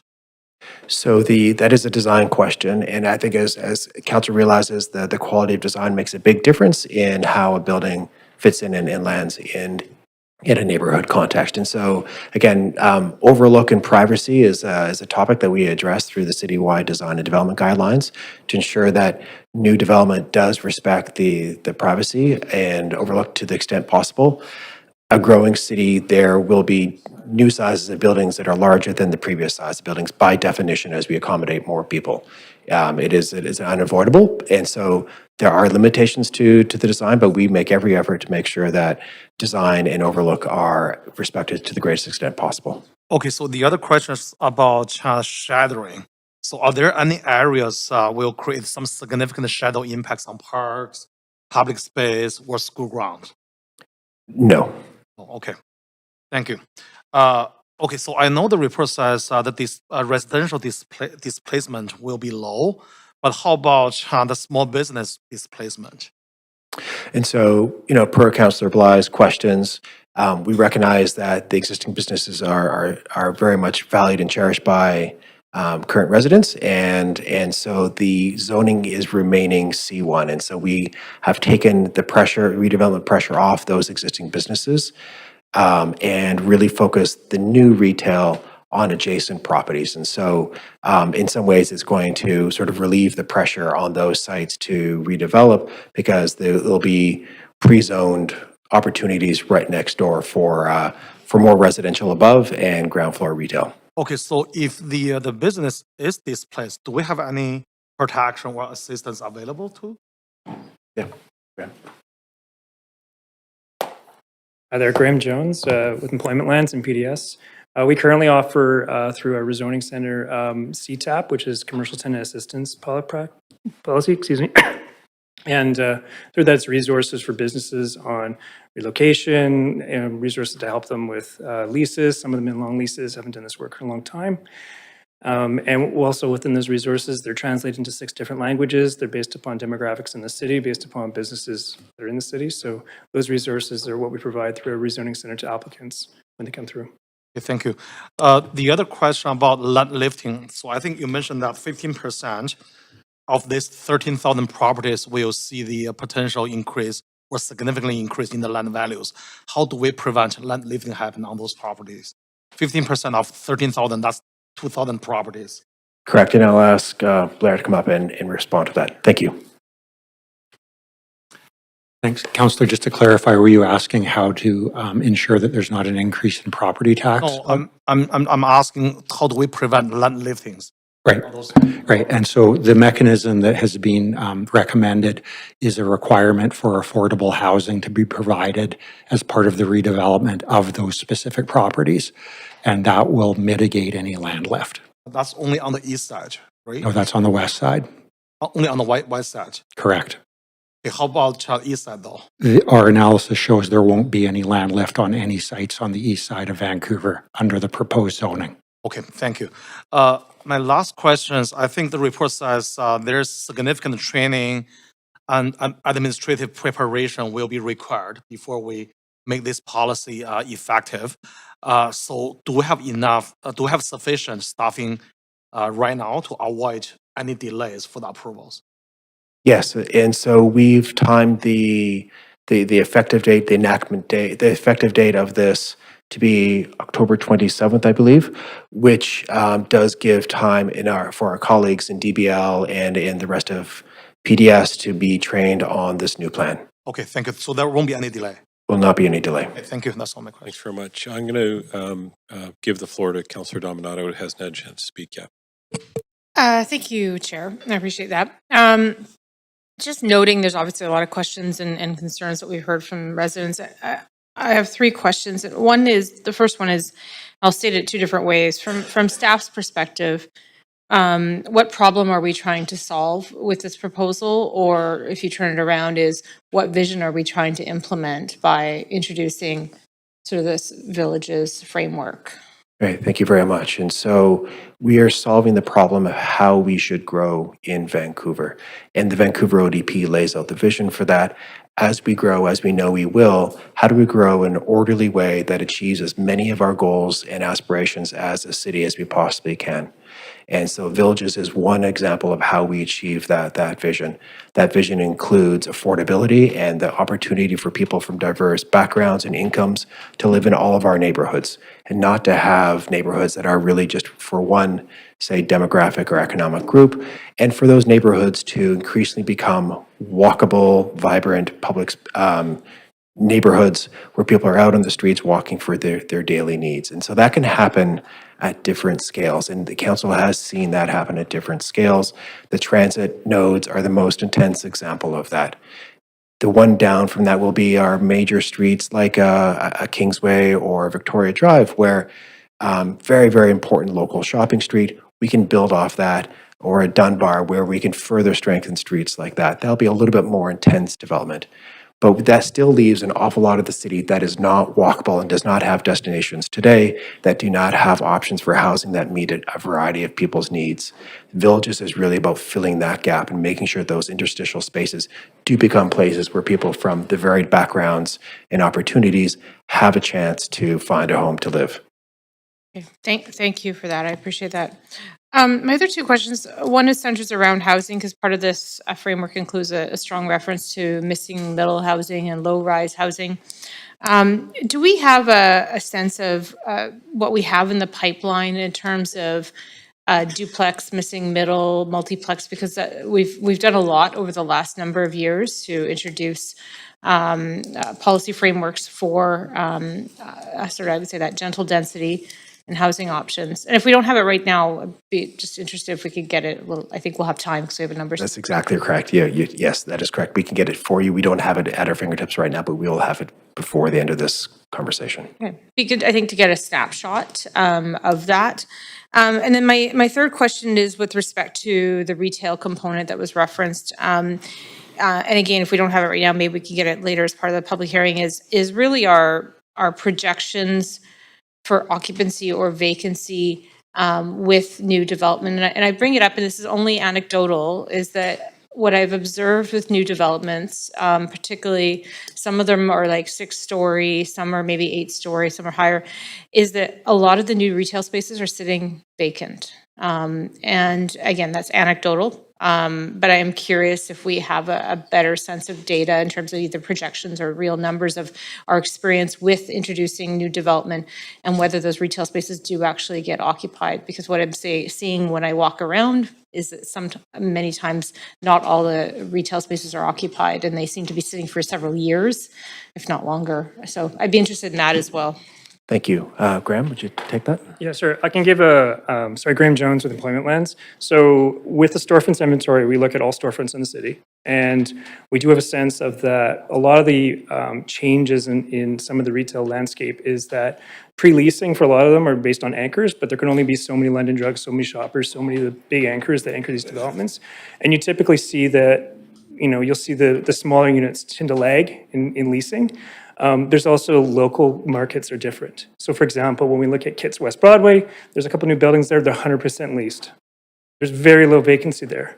You go further along to Fraser, also new buildings, already leased. And there's other places where you see new buildings, they're struggling, they're not leasing as fast. It's more about the local conditions. So citywide for the storefront inventory, it shows that vacancy rates are trending down overall, but there is localized conditions. So I hope that answers. Yeah, no, I appreciate that. And I'll leave my questions there. And thank you, Chair. Thanks very much. Councillor Fry. Yeah, I'd like to just follow, and I'm still working through this commercial thing, and looking at the map, there's a lot of C2 relatively, and we know that business and village commercial kind of stuff takes time to evolve. And so, and you've mentioned that there's an option for some flexibility there. What does that look like? Do we reduce the amount of C2, or are we creating flexibility in the R3s that could be converted to commercial at some point?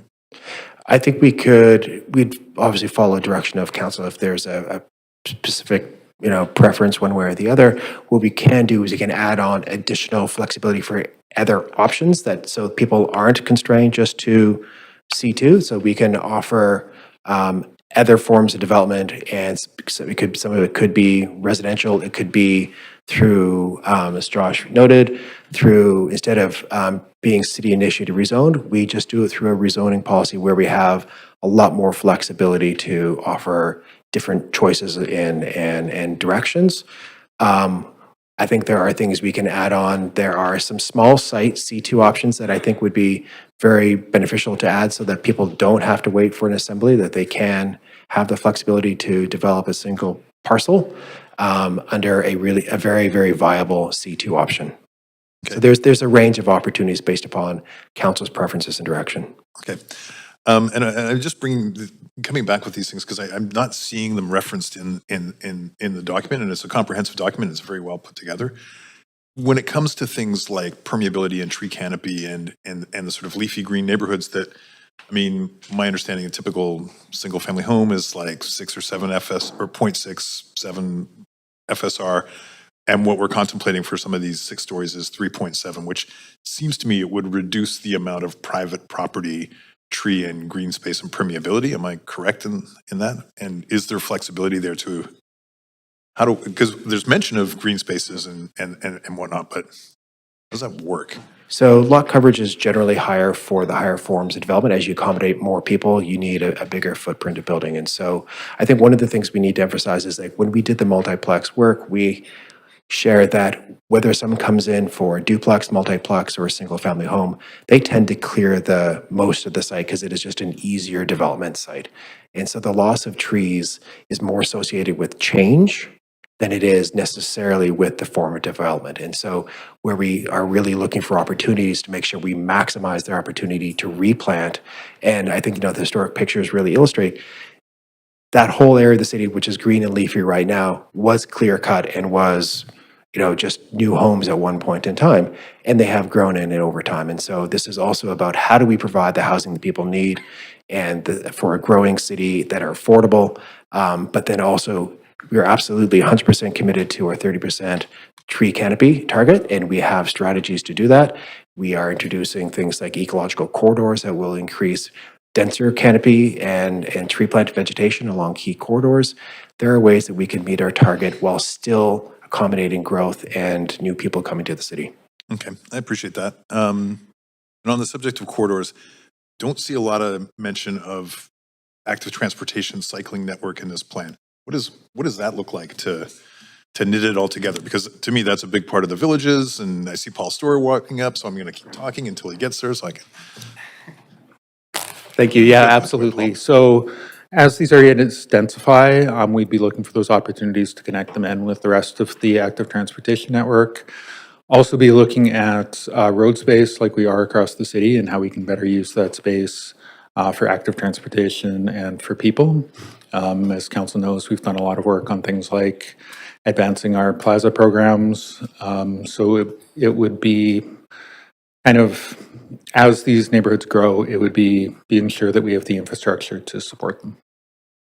We wouldn't consider building the infrastructure to support the future growth of the neighborhoods and like get that cycling infrastructure in now Yeah. and map the gap, or what is it? Fill the gap, you know.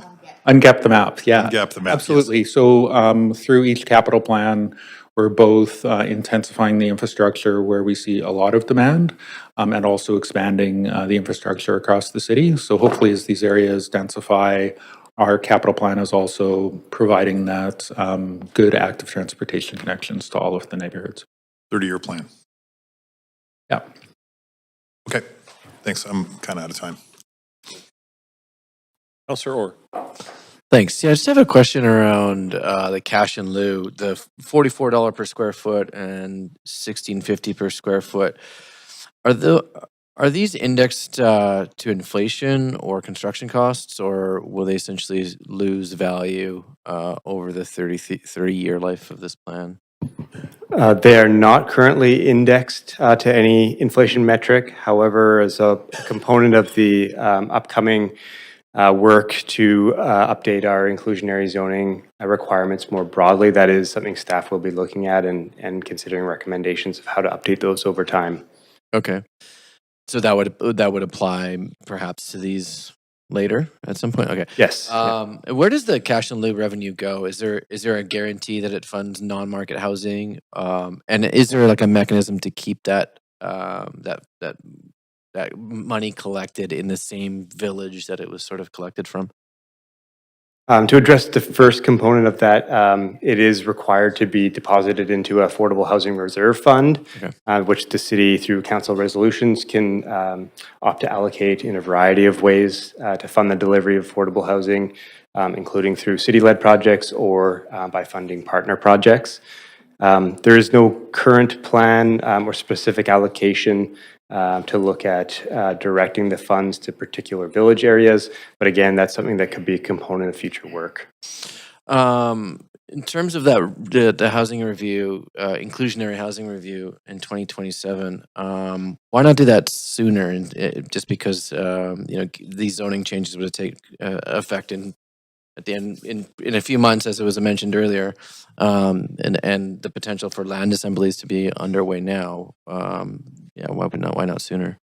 That review really takes on a much larger scope with consideration to the city's affordable housing requirements that go beyond the villages, as well as including what we're proposing today to apply initially, which are the recommendations that have been based on extensive analysis and we believe are appropriate in terms of them creating opportunities for the delivery of affordable housing over the near term and achieving objectives around mitigating potential for land lift, and also critically ensuring a balance between the various options that the village's zoning enables. So it does include a range of missing middle housing types from multiplex options, townhouse options, to low-rise apartment options. So that is also a component of those requirements. And we do think they will be effective in the near term, but we'll be reviewing them as mentioned through upcoming work. Okay. A lot of this is attached to the Housing Accelerator Fund. Is there sort of a kind of a time crunch to that money? Is this in terms of getting this done now?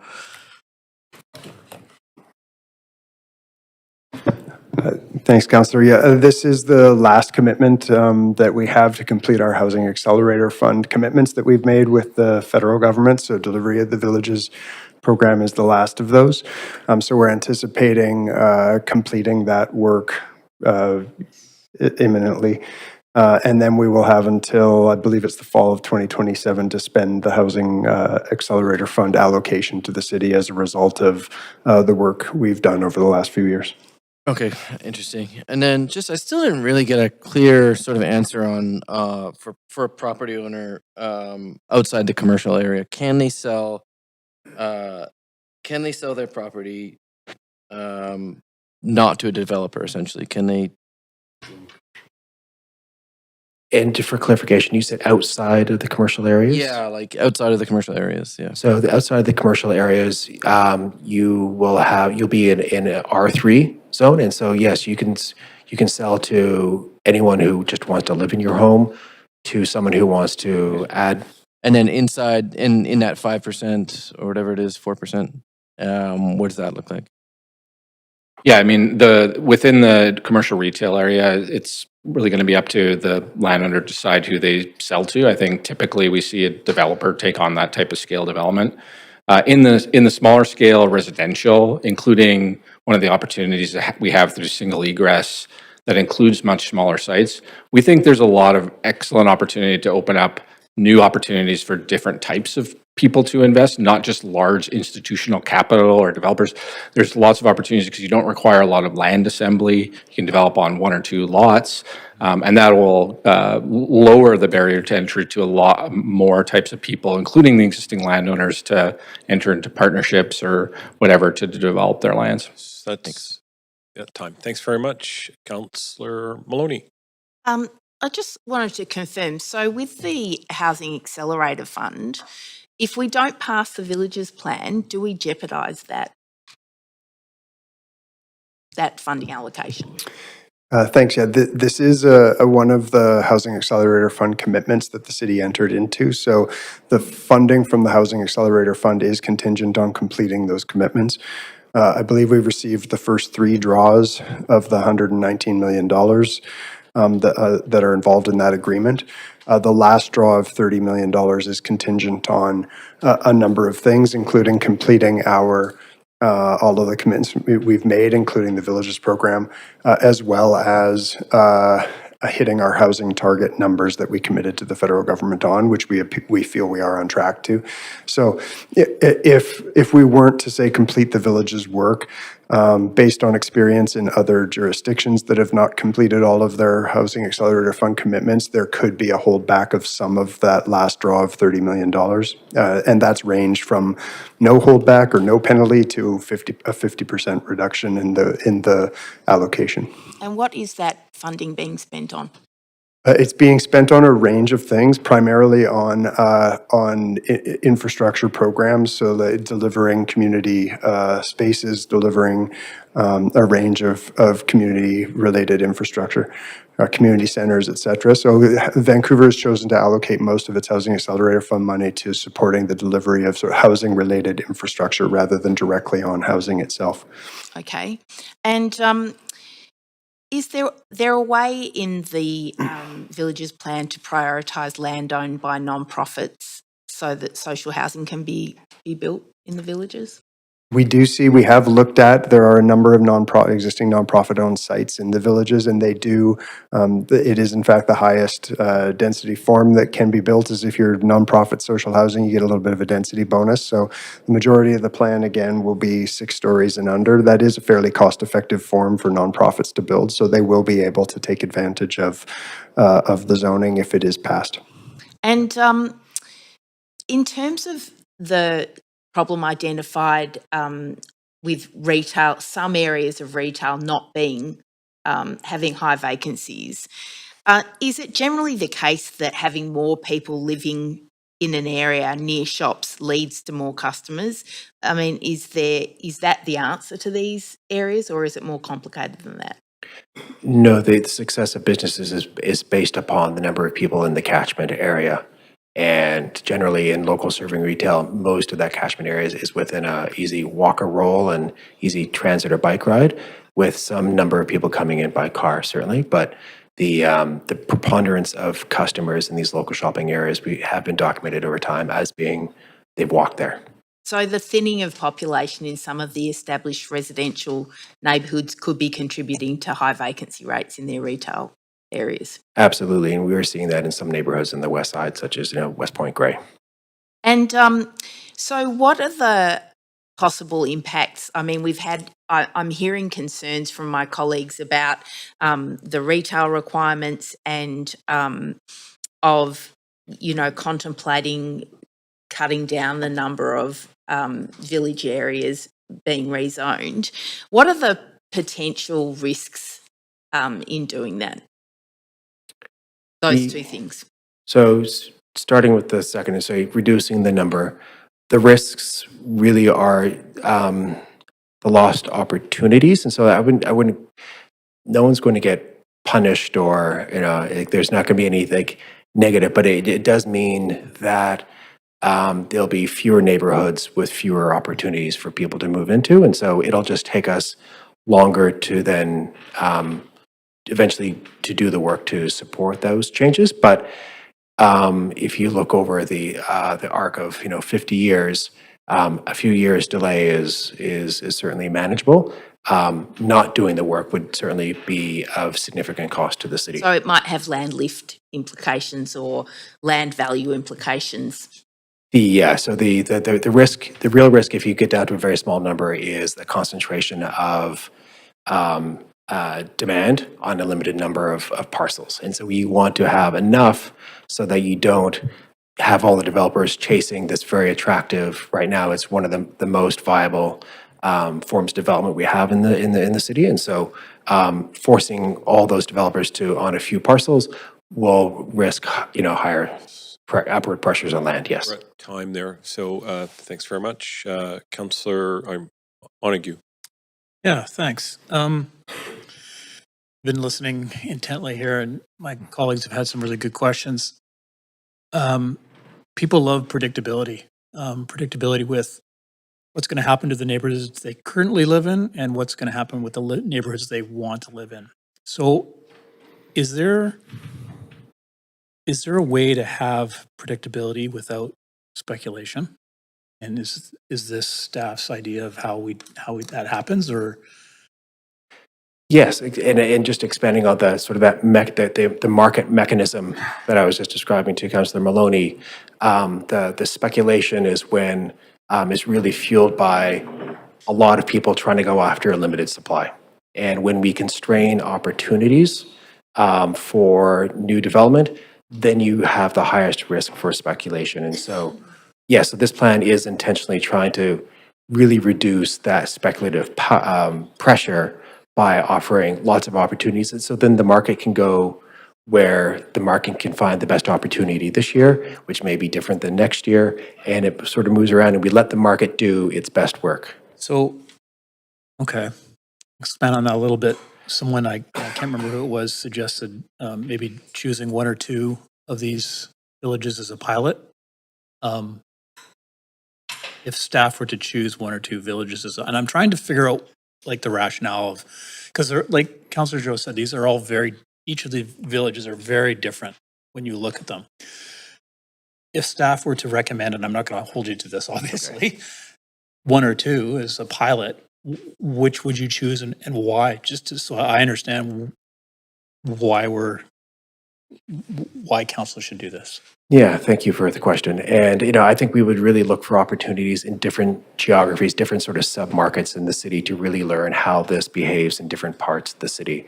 And because it's sort of like if you can't see and you come across an elephant, you only see one part of it and you sort of risk misdiagnosing what the elephant is. And so we want to make sure that we have enough inputs from different parts of the city to really understand how, if we were to use this as a pilot, how do villages behave in different parts of the city. Is there one or two that stand out? Because I think if you were to ask the general public, they would say, and you listed them all individually, you'd probably get someone say, oh, that one makes sense, but this one doesn't. So is there one that staff or two that staff really feel or would make a good pilot if that's the case? Or maybe is this an all or nothing? Would we create speculation if we chose one or two?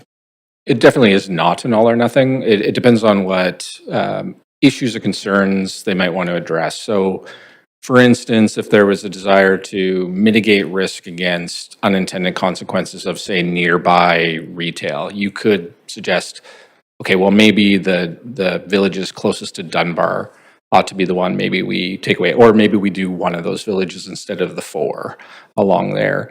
I think it's something we'd have to take away maybe through the the public hearing, I think we also would want to contemplate the sort of some of the risks that might involve choosing too few. So if that's a direction that council wants to go, I think we would spend the time during the public hearing to maybe think that question through a bit more deeply, but it is a good one. That's it, Chair. Thank you.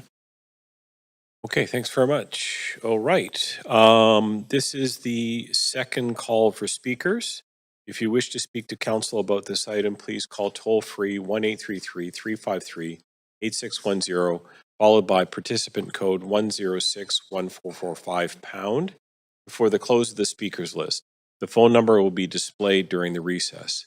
We will now hear from the public. Any speakers in the council chamber, please come forward to the speaker podium on the left when it is your turn. The podium height can be adjusted using the controls on the right-hand side. Phone-in speakers will be unmuted when it is your turn to speak.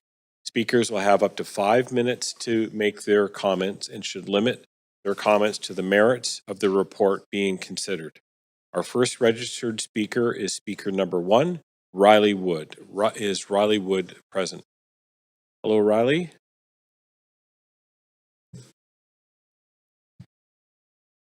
Hello, Mayor and Council. Perfect, thank you. Hi, so my name's Riley Wood. I'm a homeowner in East Vancouver, quite close to one of the villages. I'm here tonight because I'd like to urge you to approve the village's proposal. I've had a lot of friends and family leave Vancouver because they can't find appropriate housing. I'm sure you have as well. It's heartbreaking every time that happens, and if we're going to reverse that trend, we need a lot more homes. The good news is the villages allow exactly the kinds of homes that people want. They're low-rise buildings on quiet residential streets, close to shops, in the best city in Canada. Living in these villages would be a dream for so many people I know who might otherwise be forced out to the Valley or Calgary or wherever. So I think this is a great plan, and I also want to be clear that it's your plan, it's ABC's plan. In 2023, Ken Sim held a news conference where he called this one of his bold policy ideas to get more housing built. And then he wrote and carried a motion directing staff to accelerate the village's implementation. I thought that was really awesome at the time. You know, it's leadership, it's showing a positive vision of what Vancouver could be and making it happen. We need a lot more of that. And as we just discussed, this wasn't just a promise to Vancouverites, it was also a promise to the federal government. Council committed to the villages in Vancouver's application for the Housing Accelerator Fund, and CMHC is still tracking it as a named item. So, as a taxpayer, I don't want you to put that money at risk. If you kill the federal golden goose, that means raising taxes or cutting services, and we've seen how popular those are. So, to sum up, please follow through on what you started. Please follow through on your signature policy. Please keep your word to the voters who want to live in these villages and to Ottawa so the city doesn't lose a ton of money and credibility. Thank you for your time. Our next speaker is Annabelle Kershaw. Annabelle, welcome. Hi, my name's Annabelle Kershaw. I live in the 2800 block of West 33rd, so I'm right in the crosshairs of this proposal, and I oppose the plan as it is now. So here's the human perspective. I get letters from realtors. Don't be caught. Don't be the last one on your street to sell. When your neighbors sell, you'll be left with the undervalued property. I can practically see the drool on the page. If they were trying to strike fear in my heart, they succeeded, but I figured I could fight them off until now. So now we get this infamous letter dated May 22nd, a letter which you, the councillors, apparently were not aware of, stating that our street, among others, is now mandated 4 to 6 stories with commercial at grade. I now know a new term. Our lot will be sterilized. This is a serious infraction of my rights as a homeowner and a citizen. Planning has said that the mandatory retail designation only affects about 700 lots, only. Well, I am one of those onlys, and I'm not a lot or a parcel. This is my home. It's not big, it's pretty modest, but it has a lot of historical beauty. And this is a place where I have always felt safe, where unlike being a renter, I would never be turfed out because a landlord wanted to renovate. I no longer feel safe. I don't sleep. I am consumed with worry. I have never felt so vulnerable. You're playing with our lives. But I'm just one person, so who really cares? So let's talk about the other families in the area. On my block, there are only 2 homes without children. The other homes all have small or teenage kids. Some homes are multi-generational. We are close to our neighbors. We look after each other. These families, like us, they bought on this street because it was more affordable than the quieter streets. 2 houses have just been sold to families. Imagine their shock. Welcome to your lovely street that's about to become a shopping mall. And let's not kid ourselves. We will be forced out. We know how this goes. The developer seduces one neighbor, creating division and uncertainty, and we fall like dominoes, or we're the one poor little house left and potentially worth nothing. And if upzoned, our property taxes soar, and while the planner assured us that there's a provision to keep our taxes at the rate before the upzoning, it's not an easy application and only applies if you've lived in your home for 10 years or more. What about the families that have only been there for 5, 6, or 8 years, people who bought in good faith with no hint that this was going to come crashing down on them? And where do you envision all of us going? Where? Into 800 square foot condos that cost more than our house, because that is the price point of these places. These places with no area for kids to play, with not so much as a twig on their property. And you know why families are leaving the city? It's not just affordability. It's because people don't want to raise their kids in little cement boxes with nowhere to play. It's barbaric. You want families in the city? Build something with yards and play areas within the developments. That's your dream village. And then the ageism that directed towards seniors who are placed in these nerve-wracking scenarios is egregious and cruel.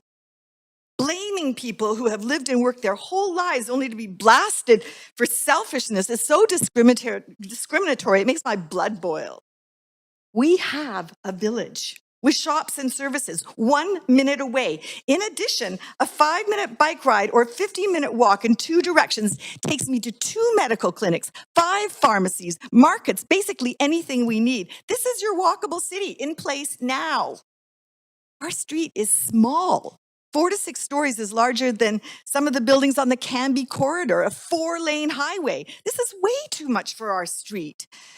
And for all that retail, have you heard of Amazon, Costco? This is the reality for most families. Do I want more vitality in families living in our area? Absolutely. Do I want this done in a respectful, careful, and sensitive way? Yes. Do I think there are some areas that could benefit from a form of this plan? Definitely.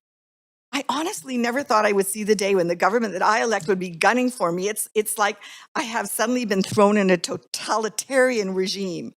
This is expropriation. It's veiled, but expropriation. And all the time I've lived here, I've never seen people so angry and upset right across the board. People feel their city is being destroyed and uglified. And you know, I tell people when they complain, you need to speak up or write to council. They shrug and say, why bother? They don't listen. It's all lip service. This is the overwhelming sentiment. It's really time to listen. Sorry, that's your time.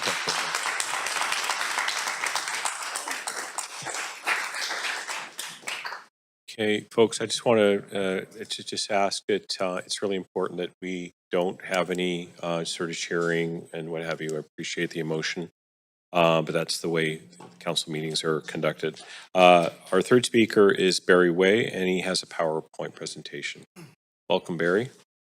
Thank you. Mayor Sims, members of council, ladies and gentlemen, my name is Barry Y. I live in the 2800 block of West 33rd Avenue, and I'm here to respectfully oppose the village's plan in its current form. I am a retired architect. During my career, I worked on many retail, shopping center, and housing projects. My comments tonight are based primarily on my knowledge of Mackenzie Heights and the West Side neighborhoods, although I believe many of these concerns apply elsewhere. I believe that the plan, as it stands today, requires significant rework before it is approved. At the very highest level, I question the assumption that every village should be planned around a 5-minute walk and a mixed-use street. and a mixed-use street. The plan states that these new mixed-use zones are intended to allow residents to meet their daily shopping needs, including access to a food store. Again, I question the relevance of the 5-minute option. It may be an appropriate model if planning a new community from scratch, but Vancouver is an established city with an existing network of neighborhood shopping areas. A more practical planning approach would recognize a hierarchy of centers, major shopping streets, many of which already exist, serving a 10 to 15-minute walk supported by smaller neighborhood commercial nodes.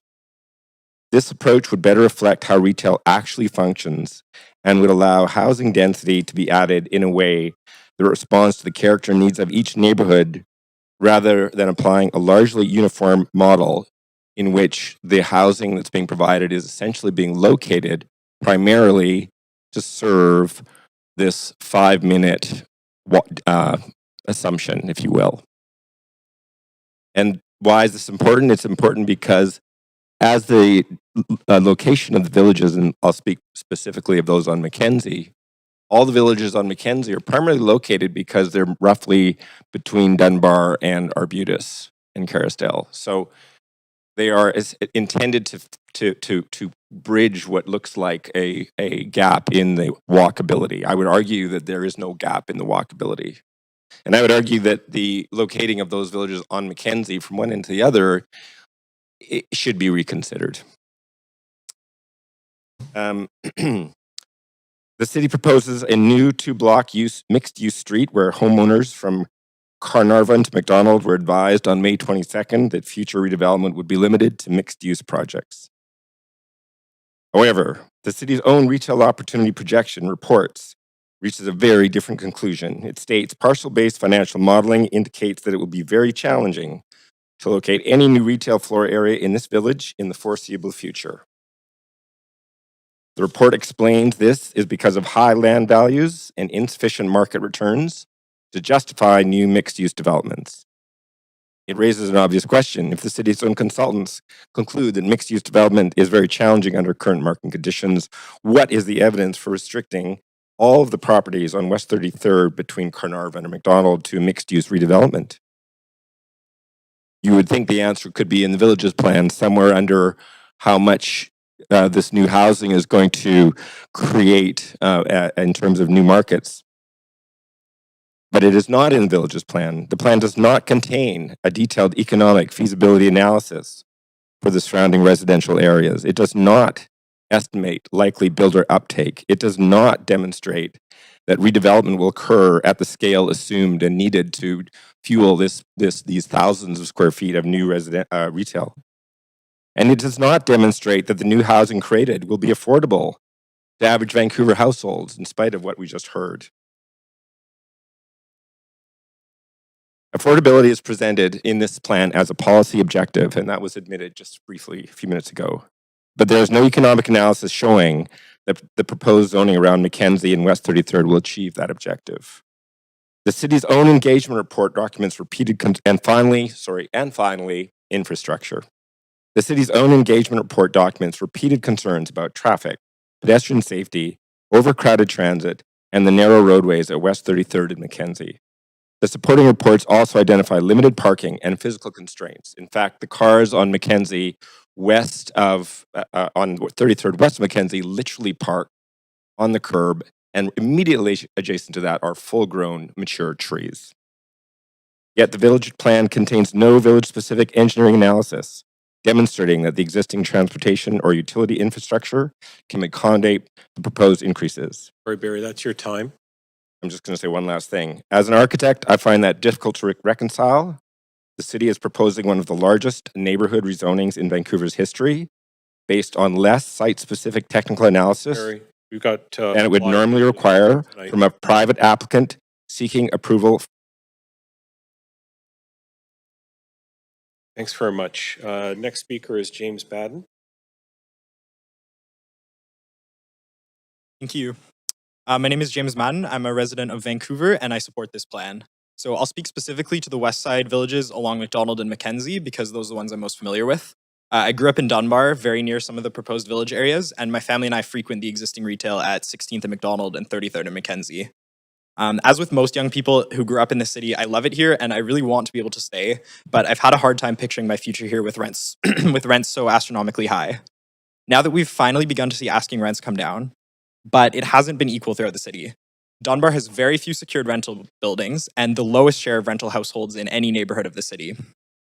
Between the low supply and the competition from families and UBC students for units, it's no wonder that data from earlier this year from Live.Rent shows Dunbar and Arbutus Ridge, where the Westside Villages will be located, as the most expensive area in all of Metro Vancouver for multiple bedroom rentals. That's where this Villages plan has the potential to transform the area and bring back the life and community that used to thrive here. So as the cost of housing skyrocketed, the young families and community that once made our neighborhood feel so lively have been forced to look elsewhere. That's resulted in a very unique situation versus previous plans to introduce new housing in Vancouver. We have lots of great parks, we have services, and we have school capacity. In fact, schools like Prince of Wales and Point Grey Secondary, which their catchment area covers most of these villages, are at risk of closure because of their low enrollment. Unlike so many previous area plans, where the funding for schools, community facilities, and parks took a decade or more to follow increased density, we have the opportunity to bring families back to the neighborhood and make use of the resources we already have. I'm also really excited about the housing form this plan introduces. Small-scale, low-rise apartment buildings are something that we don't have a lot of in Vancouver, but they're what makes fill some of our most vibrant neighborhoods, like Kitsilano, along with other cities like Seattle, and provide fantastic, livable housing that I've experienced myself living in Montreal, where university students, families, and seniors alike live in beautiful four-story walk-ups. The lower capital cost of these buildings would enable smaller local developers who currently build laneways and multiplexes to take on these projects while larger towers stall with the market downturn. Bryn Davidson of LaneFab has posted some beautiful drawings of the type of housing his company would be able to build under this plan that I'd encourage anyone to look at if they haven't already, and they'd be fantastic additions to our neighborhood. This is exactly the type of housing that Vancouverites have said repeatedly that they want to see. Poll after poll finds a majority want to see more housing options introduced in our single-family neighborhoods, and support for more 4 to 6 story buildings across the city vastly outweighs keeping the status quo or concentrating all new growth in a few high-rise pockets. This plan encourages a climate-friendly, healthy, and community-oriented lifestyle with walkable commercial areas, bike connections, and frequent transit connections to key destinations like downtown and UBC, which will deliver on our livability aspirations while we grow. The Westside Villages specifically have frequent service on the 2 bus along Mackenzie and McDonald to downtown, and the 25, 33, R4, and the future West 33rd Avenue bus that will be introduced soon to connect to Dunbar, UBC, and the SkyTrain, and close proximity to the Arbutus Greenway for comfortable bike trips to downtown or the new Arbutus SkyTrain station and its bike parkade. I know as a cyclist and transit rider myself, these villages would be an amazing place to live. Back in 2023, Council passed a motion recognizing that we're in a housing crisis and we need smart planning for growth. It directed staff to begin the planning work to implement the villages outlined in the Vancouver plan.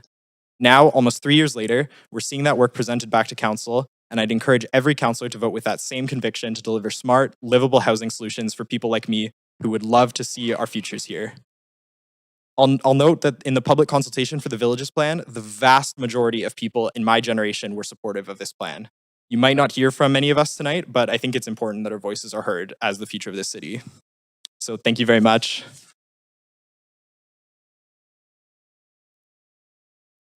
Our next speaker is Darren Klink in his PowerPoint presentation. Good evening. My name is Darren Klink, and I'm here on behalf of our family who live in Kitsilano near Balaclava and West 14th, within the area proposed to be incorporated into a village referred to as McDonald and West 16th Avenue. Next slide. I've brought today a visual reference. In the attached first slide, a picture of a recently completed multiplex on King Edward between Arbutus and McDonald Street. Next slide, please. The next slide, with the help of AI, is the same multiplex with 5 stories, not 6, as proposed in the villages, and what the future will feel like for families such as ours if this villages plan proceeds. In 2014, when our family returned from living overseas, 2 daughters, ages 1 and 3 in tow, my wife and I evaluated where we wanted to live and thought hard about what would be important for us as a family. Both of us have lived in Vancouver previously, but neither of us are from Vancouver. My wife's an immigrant from Latin America, and I'm also an immigrant from the prairies. We both have traveled extensively and lived overseas in a number of places, but we were excited to return to Vancouver and raise our children here. I've traveled extensively for work, and with no immediate family nearby, my forward-thinking wife was pretty diligent in saying, look, I'm not going to put the kids into a stroller and push them up hills. I'm not going to put the kids into a car and drive 3 kilometers to go and get milk and baby food. We landed in that little pocket between McDonald and Elma, and West Broadway and West 16th. She's very forward thinking, and that was the right place for us. And we dug deeper into our pocket as well with a bigger mortgage that we felt that was the right place for us to live in that area. Our home was not the prettiest. It was a Vancouver special, but it was ours, and we worked hard to fix up the yard so our kids could play in that yard. And every summer, we'd pick the Italian plums off the tree together, and our daughters would share them with the neighbors. We soon realized that in addition to being a short walking distance to virtually everything we needed on West Broadway, we were also in the Halloween capital of Vancouver's west side, because on the 31st of October, good luck finding a parking spot in our neighborhood at 6:30 p.m. because families bring their families and young children to where we live from Dunbar and Point Grey and Arbutus Ridge. And why is that? Because everyone in our neighborhood, most houses are lit up, decorated with music, scary skeletons, and residents dress up and then next door to greet the families as they come. And every year we get 350 kids or more for Halloween. We know our neighbors in our neighborhood. Every day, the same children walk by our house on the way to Carnarvon School, or are running with their parents late for a baseball practice or heading to the playground at Carnarvon Park before bedtime. Our neighbors across the street have lived there since the 1950s. Our neighbor across the back alley has been there since the 1980s, and they both raised their families there. But we help each other. We put out the bins and for each other if we're away. We grab the packages off the front door. Or my daughters and I get the snow shovel out and shovel the walks of that heavy wet snow that comes in January for our neighbors. You see, this is a neighborhood. No newly thought up village is needed here. As our kids are growing up, and in fact they're here with me today, learning about the democratic process, they now are accessing all the amenities on West Broadway themselves. Last week, our daughter headed to the library to pick up a book on hold. Stopped to get tortillas for the house, and then, like all teenage girls today, it seems, stopped at Starbucks on our way home. She is 13, and this is her neighborhood. We are not opposed to change or adding density for that matter. We are opposed to the village's plan as we do not believe a one-size-fits-all and 4 to 6 story apartment blocks in this pocket in the name of creating new commercial areas, which we already have abundance of, is anywhere close to appropriate in our area. It will mean a dramatic change and is too much and goes too far. In our neighborhood, it seems most of the new development over the last 3 to 4 years is taking single-family homes and building duplexes. We are also seeing laneway homes continue to go up, and for these quiet streets where kids play ball hockey or shoot hoops in the back alley, this seems to be working. Our family, like many others, made a long-term decision to find a quiet side street to raise our family, specifically off the main streets and commuter routes. 4 years ago, we took on additional debt to renovate our home and followed the many, many rules and guidelines in this city to do that as set out by the City Council. The prospect of the neighborhood being overtaken by a 6-story apartment blocks right next door to our single-family home is a major point of unwanted stress. If we knew this was coming, I'm sad to say that we would have chosen a different location or perhaps a city altogether. We have spoken with many of our neighbors, and they too are very concerned about this prospect. In closing, I'd like to make a special point of acknowledging that decisions like these are difficult ones. And in fact, this is actually the first time that I've been to City Hall, and politics is often a thankless job. And I thank each of you for your service. As elected leaders and examining the issues at stake in a fulsome manner, it is imperative that these policy decisions, once enacted, they will not have impacts for months or years, but they will shape Vancouver and our neighborhoods forever. Thanks very much. Thank you. Thank you. Okay, our next speaker is Russell Wong.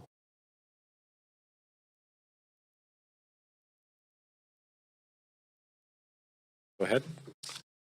Hi, my name is Russell Wong. I'm a resident of Vancouver. I don't work in real estate or development. I'm a homeowner, but I'm also a parent who's worried about where our kids will live. I'm here to speak in support of the Villages Plan. Allowing 4 to 6 story buildings in residential neighborhoods is a major improvement over just allowing high rises on busy streets. I'm happy to see that there's a lot of people signed up to speak tonight. It makes sense to debate and decide on citywide policies after hearing from speakers both for and against, instead of fighting the same battle over and over again on each and every project. I know a lot of the people participating tonight have criticized high rises at other public hearings and argued in favor of more human scale development. So even if they don't necessarily support the village's plan, I hope that at least they don't hate it as much as only building high rises. Next slide, please. People sometimes ask why we need to plan for growth in the first place. Why can't we just keep Vancouver the way it is? The problem is, as people retire from jobs here, other people need to move here to fill those jobs. They need a place to live. And as the population ages, we need more people to work in the healthcare system. When housing is scarce, prices and rents have to rise to unbearable levels to keep people out.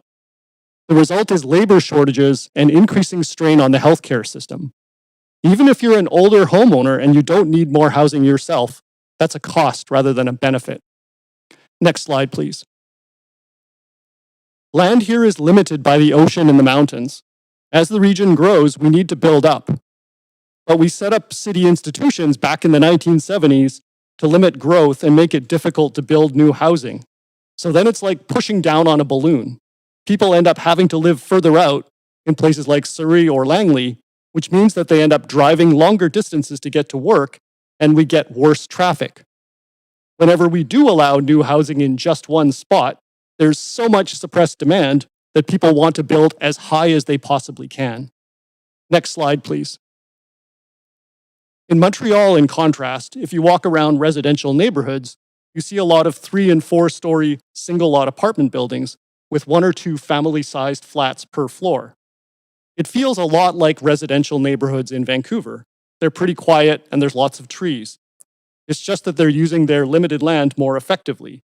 And in Vancouver, we have even less land than Montreal does. Next slide, please.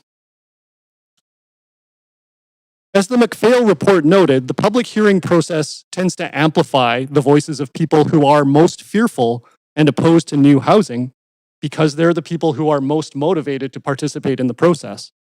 So council mostly hears from people who are opposed to change. But if you actually do a poll and talk to a random sample of Vancouverites, what you find is that adding 4- to 6-story buildings is the most popular option. I understand that change is difficult. It's natural to fear the unknown. At the same time, the status quo in our expensive residential neighborhoods is also really terrible. When houses cost $2 to $4 million and younger families can't move into the neighborhood, the result is that the population shrinks, school enrollments decline, and small businesses close down. There's a quote from someone describing what happens as a result. Nolan Gray was talking about older people in extremely expensive neighborhoods that were once middle class, and how these older residents will wonder why their children are leaving and why they feel lonely and isolated in their retirement years. As he puts it, their community has been slowly destroyed by not allowing the built environment to change. Thank you. Thank you for speaking to council. Next is speaker number 7, Rufin Wang. Also here in person. Go ahead. You have up to 5 minutes on your left. There you are. Thank you, Your Worship. Good evening, councillors. My name is Rofan Wang. I'm a Vancouver resident and I support the Villages Plan. I'm here in part because I support more housing options for people throughout the city, but also for me, this is quite personal. I lived in a basement suite in Dunbar the entire time I was a planning student at UBC near 2 of the proposed villages. As someone who doesn't drive, I can't even begin to count the cumulative number of hours I spent over the years waiting for the number 2 bus to go down to the Broadway Safeway, or giving up entirely and walking to Stonks to get ripped off by $5 heirloom tomatoes. Having an abundance of walkable retail options and fun amenities like cafes would have been life-changing as a student. While I loved the scallion buns at the Taiwanese bakery at McDonald and Alamein, a lone bakery, a dog groomer, and a nice EBC do not make a complete neighborhood. And having housing options other than dingy basement suites would have allowed me and many of my classmates to stay in the neighborhood after graduation.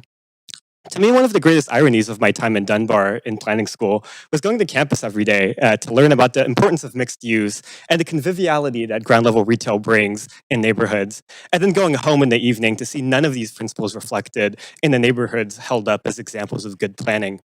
Like clockwork, we hear that this is too much density too fast, that we need to stop and plan our neighborhoods, that we want density, but not too much density. But I was curious about this assertion, so I looked up the result of the last attempt to have community-driven planning in Dunbar. That's the Dunbar Neighborhood Vision from City Plan in 1998. I remember being assigned this as an assignment in school to read as an example of good planning practice. I remember reading through the policy proposals one by one, going through the pages from my half-basement bachelor suite with my jaw ever more agape. 1 to 2 floors of additional density on top of the retail in Dunbar Street, not supported, 61% against. Info suites on large lots in residential areas, not supported, 49% against. Townhouses by Balaclava Park, not supported, 62% against. Higher density retirement homes for seniors, not supported, 75% against. I did find the final paragraph interesting. Many of the households would continue to want single-family homes, but there isn't room in the area for more single-family homes. Households would either have to move to the few apartments on 41st Avenue or out of the community. This proved prescient, as evidenced by the sheer exodus of families that Queen Elizabeth Annex had to close in the past few years. The truth is that no amount of gentle density will ever be gentle enough to appease those who do not want things to ever change. And by prioritizing those voices for decades, council after council have robbed young people in Vancouver of the opportunity to stay in this great city. This isn't 1965 anymore. A $4 million house on a 6,500-foot lot will never be affordable to the vast majority of young people today. Failing to build apartments, condos, and townhouses in Vancouver doesn't just make the demand vanish into thin air, it just forces families and working people to commute in ever further. If they're lucky, from Brentwood and Metrotown. If they're not so lucky, from Maple Ridge, Mission, or Chilliwack. And if you want to talk about tree canopy, I'd encourage council to go and look at the state of the tree canopy on Burke Mountain, as development pressure pushed out of the city by this council's zoning policies continues to consume acre after acre of pristine greenfield forest. In short, it's time to let renters, families, students, and young professionals have dignified homes across the city, not just in small slivers. First it was Coal Harbor, then it was Olympic Village, then the River District, and then when we ran out of abandoned industrial sites to stuff all our housing on, we put up canyons of apartment buildings along loud wide arterials like Cambie and Kingsway to shield the single-family homes behind. And when that wasn't enough, we concentrated new rental on existing rental along Broadway, while vast swaths of single-family homes were spared. That's not fair. It's not fair to renters in legacy apartments that are squeezed by development pressure. It's not fair to new Vancouverites who have to compete with existing Vancouverites for an artificially capped number of homes.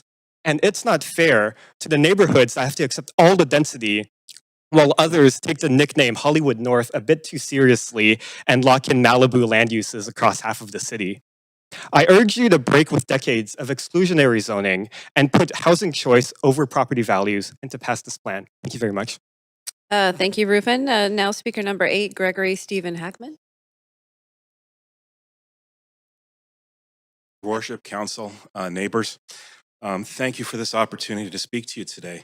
My name is Greg Hackman, and I live in the Mountain View district of East Vancouver. I've lived there for 2 decades, and I've seen the densification going on in my backyard. I recognize that it's an important part of the natural growth and evolution of a city. We have to densify. I don't oppose the ideals of the growth of the walkable cities and villages plans, but I do oppose the specific massive rezoning and upzoning that's being proposed today. And I ask the council not to approve today's motion and to allow those neighborhoods that are growing to continue to grow naturally. So I'm going to focus on my backyard, of course. I'm going to focus on Mountain View in East Vancouver, around East and 33rd. But I'm quite confident that similar anecdotes and similar statistics could apply to most, if not all, of the neighborhoods affected today. So when I received the notice of city-initiated rezoning, I was perplexed. What was motivating such a large-scale change to the way the city was doing business? Is my backyard unhealthy? Thinking in terms of growth and densification, was my neighborhood not pulling its weight to make the city a better place? Well, according to censusmapper.ca, looking at the data on the Fraser and East 33rd area, back in 2021, the census tracts targeted by the motion before you today actually had a density 60% larger than that of as a city of a whole. Also, from 2011 to 2021, that densification in that neighborhood actually outpaced what was going on in the rest of the city. This is pretty consistent with what I have been seeing going on in my backyard. All the grow-ops are gone. The single-family houses are being augmented with laneways and replaced with multiplexes. I've welcomed many young, growing, ambitious families, both figuratively and literally, into my backyard. I can now walk comfortably to many businesses, including modern chain store grocery, a new pharmacy, 2 physiotherapy offices, 2 dental practices, auto repair shop, just to name a few. So over the past 5 years, of course, the pace of this evolution has accelerated. There is, as mentioned before, some new mixed use commercial properties on Fraser Street and East 29th. That's going to add new commercial opportunities in the area. The rate of densifying properties with multiplexes and laneways is definitely increasing. I can just see it when I go walk my dog. Importantly, there's a 5-story apartment block with 105 rental units that's going to open for occupancy in this neighborhood in just 2 weeks. And a second apartment block will start construction soon. This will represent a 10% increase in the population over just the past 5 years. When you think about densification and walkability, all of these points to me point to a neighborhood that actually is strong, healthy, and pulling its weight. And again, I don't think my backyard is unique in this way. The main point I want to raise is that this growth has happened naturally and organically. For example, the apartment block that I just mentioned was facilitated by the assembly of 4 single-family lots. That happened because one of the resident owners recognized the potential in the neighborhood, and he invested wisely. It was not initiated by the city. It was not initiated by pressure from outside forces. It was an opportunity for natural and organic evolution that led to very natural growth. So, by contrast, I'm concerned the proposal that you're considering today is going to take the organically growing neighborhoods and put them on steroids. Now, steroids may make the like of Vince McMahon billionaires, but at a human cost to the likes of Eddie Guerrero, Davey Boy Smith, one of my own heroes from my youth, Chris Benoit. The other speakers today are going to address the consequences of putting our neighborhoods on steroids. I'd like to conclude with a bit of a more positive message. I have a lot of optimism and a lot of hope for my neighborhood. The East Side Mountain View neighborhood is growing, and it's growing properly. If the motion today is not approved, this neighborhood and probably many other neighborhoods throughout the city will continue to be pulling their weight in making this a better city. And it's going to grow into the sort of neighborhood that the people of Vancouver really do want. And it's too bad that the couple of youths who spoke before me are gone, because I would like to invite any of the young people and families participating in person or online, figuratively speaking now, but figuratively speaking, please come check out my backyard. I think you'll like it. And that concludes my remarks. Your worship and councilors and neighbors, thank you for your time. Thanks for coming in to speak. Did a pretty good job with those stats, actually. Thanks a lot. Next speaker is Danielle Lavelle, and on the phone. Good evening, everyone. My name is Danielle. I live in Fairview Slopes, just on the 1300 block of Ladies Mill Road.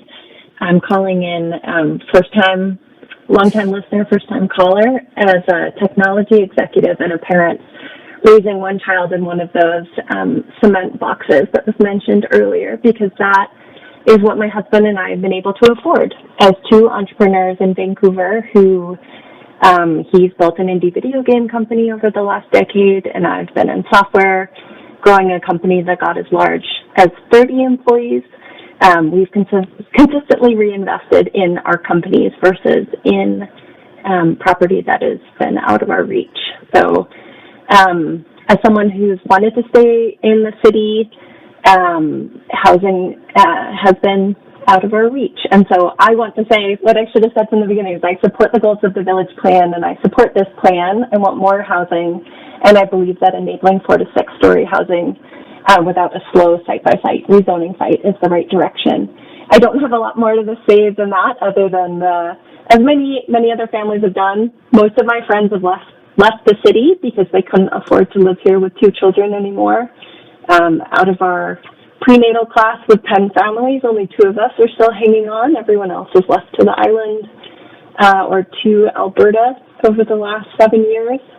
So, you know, I miss my friends. I miss my employees who've all left and moved to other places where they can no longer afford to live, even on high technology salaries. And so just ask for your help accelerating broad rezoning that brings more supply as quickly as you can. Thank you so much. Thanks for calling in. Our next speaker is Taylor Curran. Hi, thanks. My name's Taylor Curran. I'm calling in to support this plan.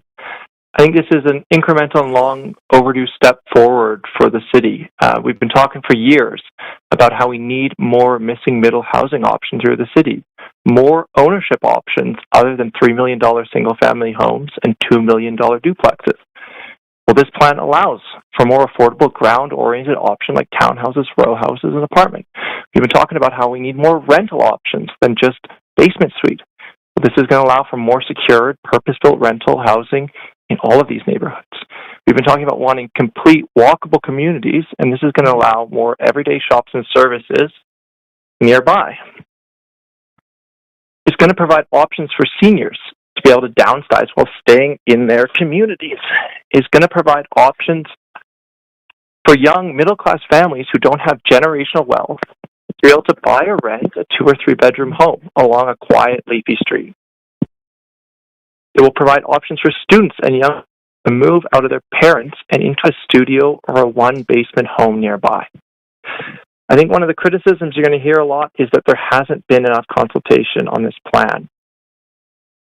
I just couldn't disagree more with that. There's been 18 months of community engagement consultation on the village's plan specifically as staff laid out. There's been years of extensive public consultation on the Vancouver plan. And those public consultations and public polling have repeatedly shown that allowing more low-rise, missing middle housing in existing neighborhoods is hugely popular with the public. Unfortunately, the speakers you're going to hear from tonight, myself included, are not representative of the general public. Half of Vancouver's residents are renters, but more than half of tonight's speakers will go home to a home that they own. Only 17% of Vancouverites are seniors, but a much larger proportion of the speakers tonight will be eligible for old age security and discounted community center passes. The young families trying to balance work and childcare and struggling to make ends meet will not be here tonight. You won't hear from students crowded into share houses with half a dozen roommates. You won't hear from young people with full-time jobs who are still stuck living at home with their parents. Another criticism that you'll hear is that this is too much. We shouldn't rezone so many property and so many villages at once. Let's pilot this. Maybe one village here, maybe one village there. But it's actually precisely the scale of this rezoning that is necessary to achieve its outcomes. If you only do a pilot, if you only rezone a smaller number of places, you will increase land lift, increase speculation, and lead to more property value increases. Broad upzonings are going to reduce that land lift, are going to allow existing property owners to stay in their homes, and are going to slow and spread the pace of development across the city instead of concentrating it in a small number of neighborhoods. I just want to conclude by saying this is a great plan. I think it's a great step forward, but it's a plan for the next 30 years. And if this is passed, it is going to become one of the biggest legacies from this council.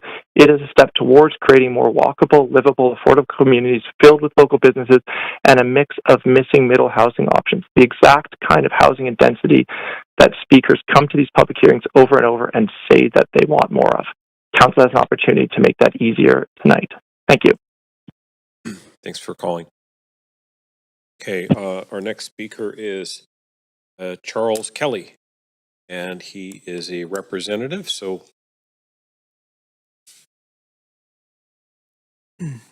Good evening, Mayor and councilors. My name is Charles Kelly. Charles, we just have to confirm your delegation members, so you have to have 3 more. I didn't bring people with me. I'm only going to speak for the 5 minutes. Okay, then carry on. You can just go for the 5. Thanks very much.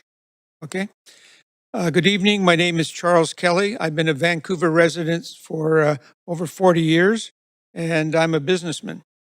Before I comment on the village's plan, I'd like to explain why I believe I have something useful to contribute here.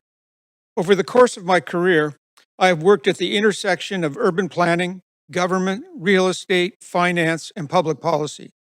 I served as the executive assistant for federal ministers in finance, urban affairs, and housing. I was closely involved in the development and planning for the UN Conference on Human Settlements in Vancouver and the Habitat Forum. I founded and led a national management consulting company, and later I built a successful real estate investment company and owned the Blarney Stone in Gastown for 14 years. I served as the Commissioner General for the World Urban Forum on Sustainable Cities held in Vancouver, and I led Concrete BC, that represented $2 billion a year in economic activity in British Columbia. Currently, I'm a partner in a mortgage investment company focused on bridge financing for developers. I say this for one reason. My concerns here are based on experience and not an ideology. I oppose the Villages Plan as it's currently presented. I also believe Vancouver must grow. Growth is inevitable. Poor planning is not. I know many of you have read Larry Beasley's well-reasoned submission opposing the Villages Plan. I support both his analysis and recommendations. Rather than repeat them, I'd like to focus on two issues that go to the heart of good governance, transparency, and consultation. First, transparency. Who asked for the vast upzoning of the 17 neighborhoods? Who advocated for it? What independent economic analysis supports proposed retail and commercial expansion? If these studies exist, why have they not been presented publicly? Throughout my career, I have reviewed countless cabinet-level submissions. A proposal on this scale would never have advanced without rigorous evidence, implementation alternatives, risk analysis, and meaningful consultation. This one should not either. What I see is not a comprehensive plan, but a framework that opens vast areas of the city to land speculation. The likely result will be higher land values and housing that is less affordable. Vancouver needs a lobbyist registry, like those offered and used by the senior levels of government. Good planning depends on good public confidence, and public confidence depends on transparency. The second is consultation. Residents were presented with an extraordinarily complex 300-page planning document only weeks before this hearing. Affected residents were sent a postcard informing them of the report in a public hearing. This is not meaningful engagement. Even more troubling is that it's intended to be a one-time process with no further public hearings on this future development. That's it, one and done. This represents political and bureaucratic overreach and weakens public accountability. This moves decision-making further away from the communities that will live with the consequences.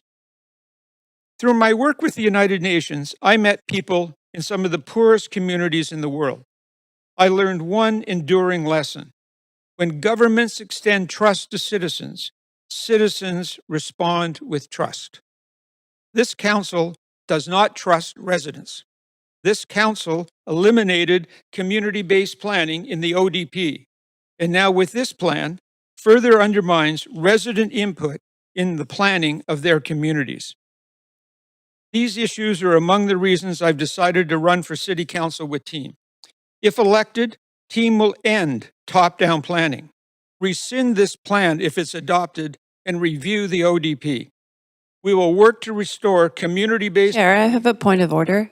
I think speakers are supposed to focus on the merits or non-merits of the application as they see it and not do political advertisements during public hearings. Thanks very much. Duly noted. Please keep your comments focused on the merits of the application. Thank you. I'll do that. We can build more housing while respecting the people who already call Vancouver home. These goals are not in conflict.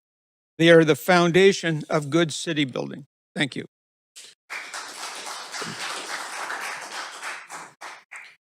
And again, I'm going to remind people in the gallery to please, no applauds. We just generally like to have people speak and not have people sort of cheering.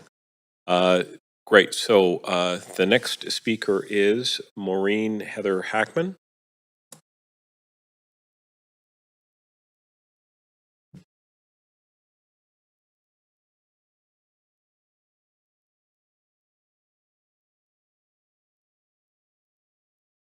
Hi. Welcome. Your Worship, councillors, thank you for the opportunity to speak regarding the Village's Vancouver rezoning plan. I am opposed. My name is Heather Hackman and my home is in Mountain View neighborhood in East Vancouver. Current zoning in my neighborhood is R1 residential. Our neighborhood has been advised in a letter from Neil Rochow, Director of Community Planning of the City of Vancouver, that our properties and approximately 750 other properties in the 17 villages will be rezoned to the C2D mixed-use commercial. That means 4 to 6 story buildings required to have non-dwelling uses on the ground floor, and it comes with very strong restrictions. Residential only forms such as multiplexes, laneway houses, single detached houses, and others will no longer be considered. This comes with an even more restrictive condition: no renovations. Nothing that increases the existing floor area or building height will be permitted. I and my neighbors have very, very short lots. It's not feasible to develop these lots into a C2D without a land assembly. There are very many young families in our neighborhood who recently purchased their homes and invested tens of thousands of dollars in renovations and improvements, and they're not going to be willing to sell in the foreseeable future. The above rezoning will cause friction between our neighbors in what is currently a really friendly neighborhood. Young families will not wish to sell, and others will need to sell. And they'll find it difficult to do so under the proposed new zoning. Everyone's saying land speculation. Well, what about the fact that perhaps some of our properties won't be able to be selling at their full potential? Our land values will drop if we can't get a land assembly, and we have to sell for medical or other reasons. Rezoned does not mean these buildings will be built in the near future. This will leave those in the rezoned areas frozen and in limbo, unable to make significant improvements, while also unable to sell except to those possible speculators. These zoning restrictions appear to have some of the features of functional expropriation in the way that it infringes on the current owner's property rights. I question the need for such restrictive rezoning changes, especially in the light of the report commissioned by the City of Vancouver, authored by Urban Systems in association with Liquor Geospatial Consulting, dated April 15th, 2026. In that report, page 15, section 3.31, states that in the case of my particular neighborhood, they do not recommend currently adding retail along the Mountain View portion of East 33rd. And I quote, "It would result in an over-designation of retail capacity and may draw away from building out the retail node around the existing grocery anchor. The city may consider locating retail along East 33rd Avenue in the future. However, this should only be considered after the existing retail area in this village is more fully built out and within the context of updated retail demand modeling in the future," end quote. I currently walk and bike to local East Vancouver businesses in my area, and I would be saddened if the above rezoning resulted in an oversaturation of retail space, drawing away business from the current local businesses. I propose that the city adopt a slower, more organic approach to building up these areas, when needed, with less restrictive rezoning and more choices and alternatives. Mr. White's proposal is not consistent with the recommendations of the report from your own consultants. On this basis, I respectfully ask that Mayor Sims and Council not approve the proposed Villages Plan in its current form and reject the draft Villages Plan application, as I believe it requires additional work, including meaningful public consultation. I don't see why we can't have some commercial more than one story. In the case of like clinics, hospitals, they need more than one story. I don't think the way it plays out is suitable. Thank you for your time. Thanks, Heather. Okay. The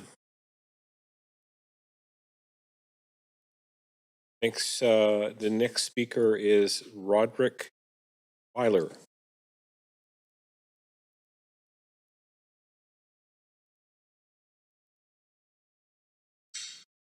Welcome. Councillor Chaston, and excuse me, hello, Councillor and other councillors. Sorry, it's the first time doing this, and I wouldn't say no to a sedative right now. So my name's Rory Filer, and I live on West 33rd Avenue, 4 doors west of Mackenzie. So that puts us squarely at the crosshairs of the High Street and the village. I got a letter, we all got the letter about a year and a half ago, I guess, informing us of the villages project. After I got the letter, I didn't do much, but flash forward to about 2 months ago, I started to do something, and this is the result of my research, and I'm going to be sharing with you today my observations over the past 5 weeks, and it's mainly focused on the engagement process. So during the year that I didn't do much, I was hearing people in the neighborhood talk about the Villages project, and I was wondering where they had got their information from because I hadn't seen anything more from the city. And so I went online and stumbled onto the Shape Your City Vancouver website, and I didn't understand the full significance of that site when I got there, but I found the 2 engagement summaries. And there's a link to the video, the 9-minute video that the city published. And I went through all that material and some other stuff. And I, with that newfound knowledge, I went and knocked on the doors, or I didn't really knock on doors, but in our neighborhood, it's already quite a village environment, and you'll often see people on the street and you can approach them and talk to them. So I did that, and I found that I was asking their opinion on the Villages project, and I found that they were not all starting from the same level of understanding of the project. They were at various levels of understanding, and their opinions were based on what they understood. We weren't all on the same field, and I even found myself repeating multiple times what I had learned to people who were not yet up to that level of understanding. I got curious about whether that was just my little nucleus of people in my area, or did it apply more broadly to the rest of the village boundaries. And I created a survey and went stopping people randomly on the street, knocking on doors, and asked them, as though the village's program was a person, asked them what their relationship to it was. And I was mainly trying to find out if the levels of, as I just said, the level of understanding was different. And as of yesterday, I can confirm that it is. Yesterday, I saw a man on his front lawn on West 32nd, who had never heard of the Villages plan.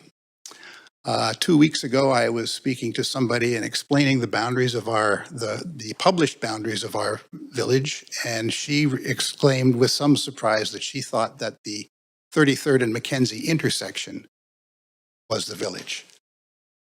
So, and I also learned the full significance of the Shape Your City Vancouver website, and I suppose everybody in this building here today knows the full significance of it.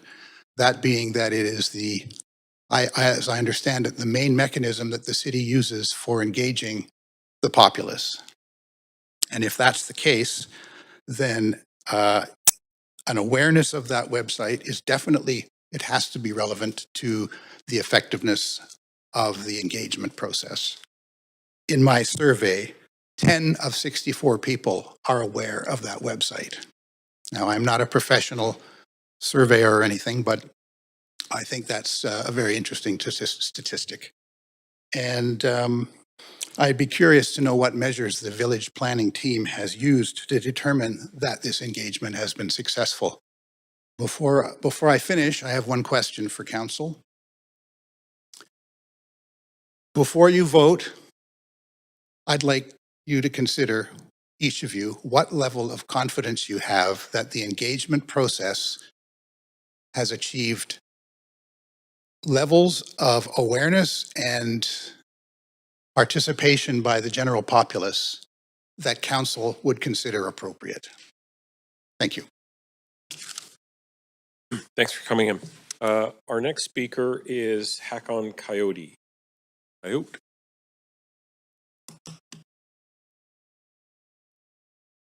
Seeing him not here. Okay, moving on. Next speaker, speaker 15, is Brian Palmquist.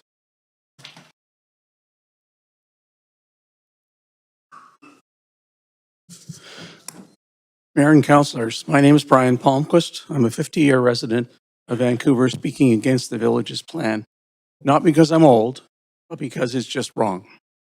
I've written about the village's plan 5 times since it was first sprung on Vancouver citizens more than a year ago without any meaningful advanced consultation with Vancouver's existing 22 neighborhoods. In each of these 5 iterations of the plan, I wrote, what is this? Where did it come from? This is not our city. This is not who we are. This is not how we do things. This is not democracy. A few consultations and presentations by planning staff occurred in mid-afternoon or at dinner time or in the heat of summer when thousands of Vancouverites were away. Perhaps worse, no staff took any notes or provided any feedback other than fill in the questionnaire on Shape Your City. If I had adopted this approach when serving as the False Creek North ODP managing architect, I'd have been fired. I know for a fact that you, members of council, have received thousands of emails and letters objecting to this plan, which will upend thousands of homeowners and renters' lives who your planning department calls incumbents, and literally freeze the future of hundreds of homes, forbidding their residents from refining their homes to add space for renters or families, whether building a laneway for their own retirement or even adding on an extra main floor room as their family expands. Sorry, but allowing, as was suggested in the form of a yellow memo, potential for negotiated modifications between individual homeowners and city staff just doesn't cut it. I also know you've received not thousands, but hundreds of emails from folks, some living in Vancouver, some not, who are cheering on planning's efforts, in some cases funded by the likes of the Sightline Institute, a powerful American lobby group with hundreds of millions of dollars of funding from tech billionaires who think that one size fits all. And they apparently know the villages are that size. Vancouver's population is 700,000. Do we really need the additional 1.4 million residents that the built-out villages plan would accommodate, together with the Broadway plan, the Jericho plan, and the other development plans of Vancouver's already approved official development plan?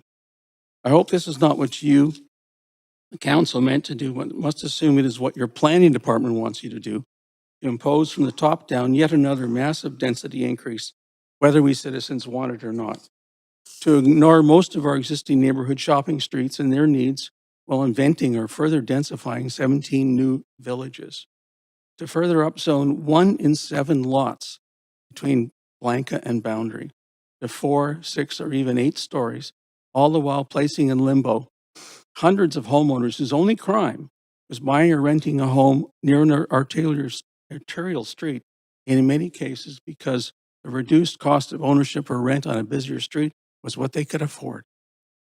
For the good of a village, these folks' homes are frozen in a village they and their neighbors didn't ask for, a village invented mysteriously. I note in passing a 4-story development near my home that was completed a year ago, including residential above continuous ground level retail, just like the village's plan mandates. A full year after completion, none of the retail has been sold or rented. How are we then to absorb the 5 miles of retail commercial that the villages require as a precondition of developing the 700 or so homes that can go do nothing else? As to what the village's plan presumes to replace, the Vancouver ODP document adopted by this council has zero mentions by name of any of Vancouver's 22 neighborhoods. Is this village's plan the end game, the final erasure of the city's neighborhoods, which have grown organically since even before the city was formed? For that is certainly what the village's plan will do, supplanting our existing high streets, replacing them with so-called villages built around intersections of mysteriously selected streets that might already host a few businesses, if at all. Does this council want to be remembered as the council that destroyed our neighborhoods? That's what's at stake. In conclusion, and to be clear, in the upcoming civic election in October, I will not vote for any candidate or party that does not clearly oppose the village's plan. Don't send it back to planning for review. They'll just dust it off and bring it back if you're reelected. Don't waste staff time and public energy and angst refining a bad, simplistic, undemocratic plan foisted from above. Just bin it. Thank you. Thanks very much. Our next speaker is Marissa Thomas. And Marissa, looks like you've got people that are part of your delegation. Is that correct? Yes, I do. Okay, can we just identify them? 2 over there and 1 on the phone. Okay, thanks very much. Clerk, we got the person on the phone as well? Okay, terrific. Okay, all right, you have 8 minutes. Go ahead. My name is Marissa Thomas, and thank you very much for your time today. It's been a marathon day. And who knew it would be so hard to get a straight answer to your questions? I think it's because you probably won't like the answers. As you can probably tell, I'm strongly opposed to the village's plan.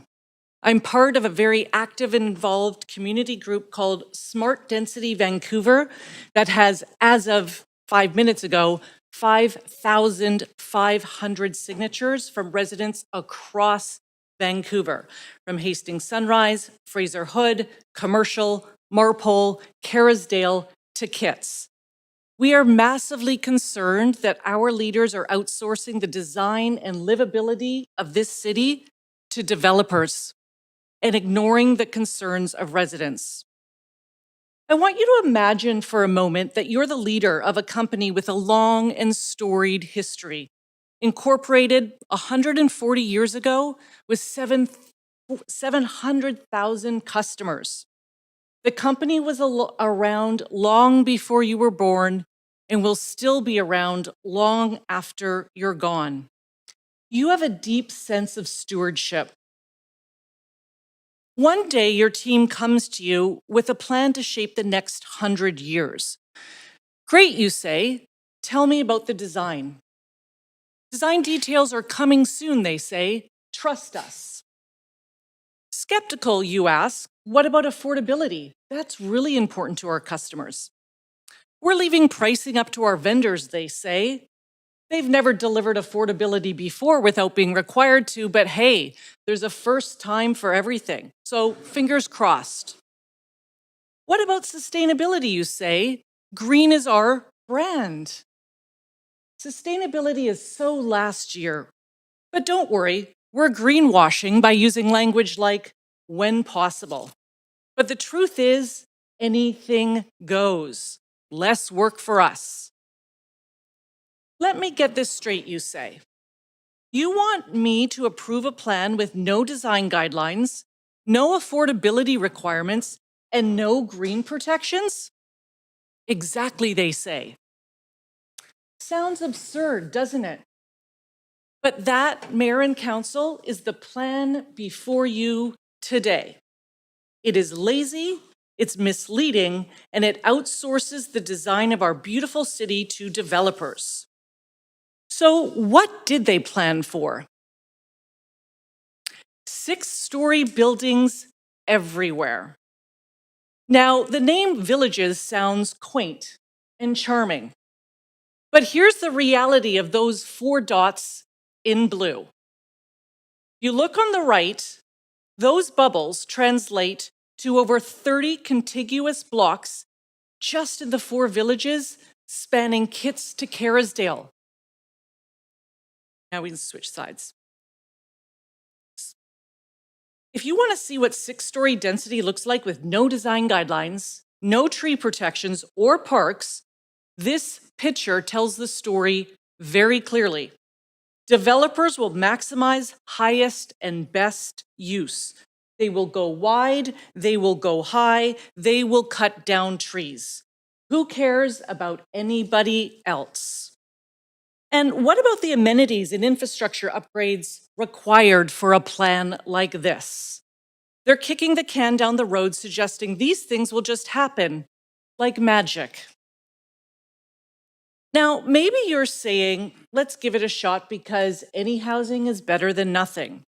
And if that's your mindset, let me take you back in time to the multiplex policy review in May. That policy, like this one, can best be described as move fast and break things. Next slide. After 3 years, the consequences of that free-for-all policy were clear. Out of proportion buildings, or 3-story stairmasters nobody wants, according to a local realtor, no setbacks, no sunlight for neighbors, no trees, no green space, no parking, strained infrastructure. Next slide. An absolute clear cut of Vancouver's tree canopy and green space. There are no tree protections in the village's plan. And this is a huge cost to taxpayers to replace trees cut down by developers. I'll remind you, it costs $20,000 to plant a single tree in downtown Vancouver and $2,500 to plant a single tree in a residential area. So what did we get for it? Next slide. Unaffordable housing. $1,300 to $1,500 a square foot, and the loss of affordable rentals. This is what happens when you don't have clear guardrails that protect neighborhoods. The definition of insanity is doing the same thing and expecting a different result. We've seen this movie before, and no one wants a sequel. The Village's plan is the unintended consequences of the multiplex policy on steroids. Next slide. So how did we get here? By not listening to residents. During the final engagement process for the Village's plan, staff held 7 open houses with a grand total of 383 participants, or 0.05% of Vancouverites. That's about 100 fewer people than sit in section 101 at Rogers Arena during a Canucks game. If city staffers had visited my neighborhood of Mackenzie, they would find that in less than 15 minutes, we can already walk to 4 shopping areas: Kerrisdale, Dunbar, Arbutus Village, or Mackenzie. If I need a prescription, I have 7 pharmacies within walking distance, over 10 coffee shops, 4 liquor stores, 4 insurance agents, 8 grocery and vegetable markets, and 7 bakeries. You get the picture. Dunbar is suffering from one of the highest vacancy rates in the city, and the Kerrisdale Business Association is warning this plan will hollow out their high street. Guess how many businesses the city heard from during the final consultation phase? 35 in all villages. 35 in 17 villages. That's barely 2 per village. And retail does not make a village. This plan does not include daycares, playgrounds, schools, libraries, parks, trees, gathering spots. They're absent from this plan. This is not the future of Vancouver. Let's bury this plan in the graveyard of bad ideas and start investing in the high streets we already have. You have time to slow down. We currently have 4,300 condos sitting unsold and empty, and a shadow supply developers have not yet listed. Townhouses, duplexes have increased 53% over the last year. You have an opportunity to be a steward of this city. Every one of you voted for the multiplex policy that ushered in 3 years of unintended consequences. Marissa, you're at your 8 minutes. Now you know better, and when you know better, you must do better. Vote no. Thanks very much. Okay, I am going to call a 5-minute recess. We've been sitting in these chairs for over 3 hours, and I think our staff and people might want to take just a quick break. Thanks very much.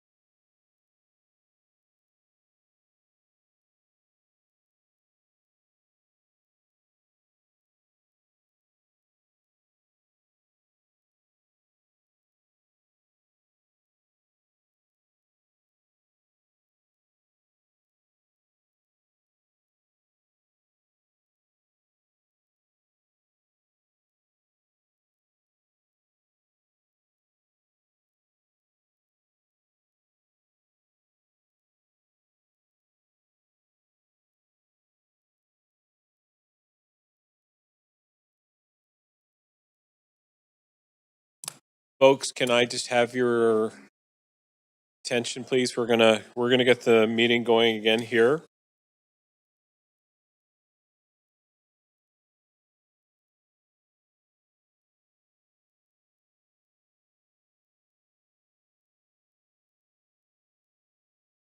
And before I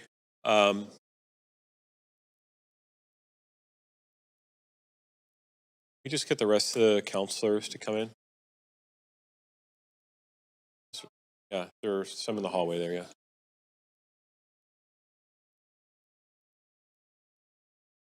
Just one moment. I'm just going to just make clear to our speakers that it is incredibly important that we are respectful of our city team members and our staff. And so the use of any pejoratives to describe them in any way will not be tolerated. And so I would just like that to be made very clear. So we will continue, and our next speaker is John Christopher Thomas. I assume you're John? Chris. Oh, Chris, thanks. Okay, Chris, sorry, let me just reset here and go right ahead. Thank you. I am a resident of Vancouver and I oppose the application. First slide, please. I want to begin on a first slide. Next slide, please. I want to begin on a positive note. Last week, The Economist magazine, its livability index ranked Vancouver as #1 in North America. Vancouver is also ranked #1 among G7 cities on MIT's Green Tree Index. These are enviable rankings, but this is not the time to become complacent. Cities do not remain livable by destroying their past achievements. They remain livable by protecting the things that made them livable in the first place. This brings us to the urban forest. Next slide, please. The urban forest is already suffering death by 1,000 cuts from uncontrolled multiplex development. Mature trees are being cut down lot by lot, and all 28 trees on this picture were taken down with city approval. This practice will be worsened by several orders of magnitude if you approve the village's plan. Next slide, please. Please take a look at these two photos. They were taken from laneways, so they do not capture trees that are on city boulevards, and every tree is on private land. The photo on the right was taken 4 blocks away from the one on the left. Both are in the same proposed village, and both are threatened by this plan. A city cannot have green pretensions if it treats its urban forest as a decorative inconvenience that gets in the way of development. This takes us to one of the core policy contradictions posed by the village's plan. Next slide, please. The staff are proposing zoning changes that will predictably reduce the canopy in the parts of the city that hold significantly more forest canopy cover than any other. The Urban Forest Strategy 2025 update warned us that removing trees in the forested parts of the city will have a proportionately larger influence on citywide canopy cover. Next slide. The update also says that many low-cost planting sites, such as boulevards, have already been filled up, and that expanding the urban forest in more challenging environments will be more expensive. So what is the plan? Next slide. The idea is to upzone and build large footprint buildings in forested areas while trying to protect mature trees where possible. Where possible sounds slightly reassuring until we ask who decides what's possible. It turns out that it would be the developer who decides. If you pre-authorize 6-story buildings all over the village's maps, where possible will become almost never. The protection of trees bylaw will not stop a land assembly that requires all trees to be cut down. And we know this from experience. Next slide. Let's look at this single land assembly on West 41st. Let me show you the before and after slides.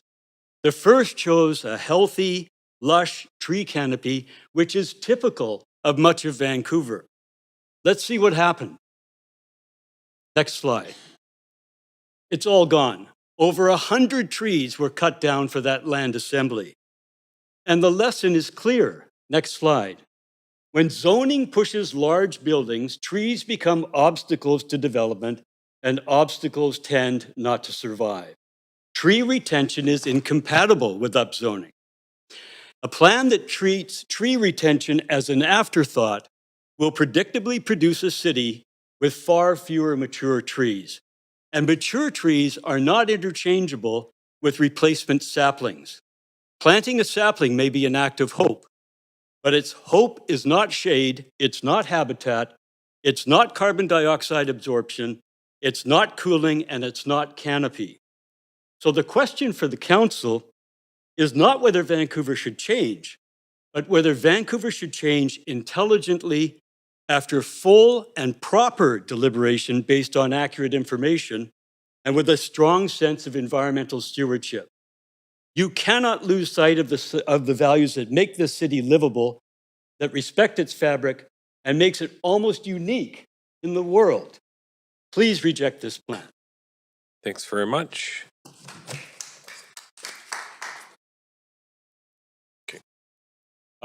Thank you. So speaker 18 is Anna Shojania, and would be on the phone. Anna, are you there? Jania. I'm a citizen of Vancouver and a resident, and I oppose this plan. The village's plan is transformational for the city and deserves a commensurate level of meaningful public engagement and scrutiny. Citizen engagement, especially among those who are directly affected, should be prioritized by our representatives. This 326-page document would immediately upzone about 13,000 parcels of land, or approximately 14% of the city.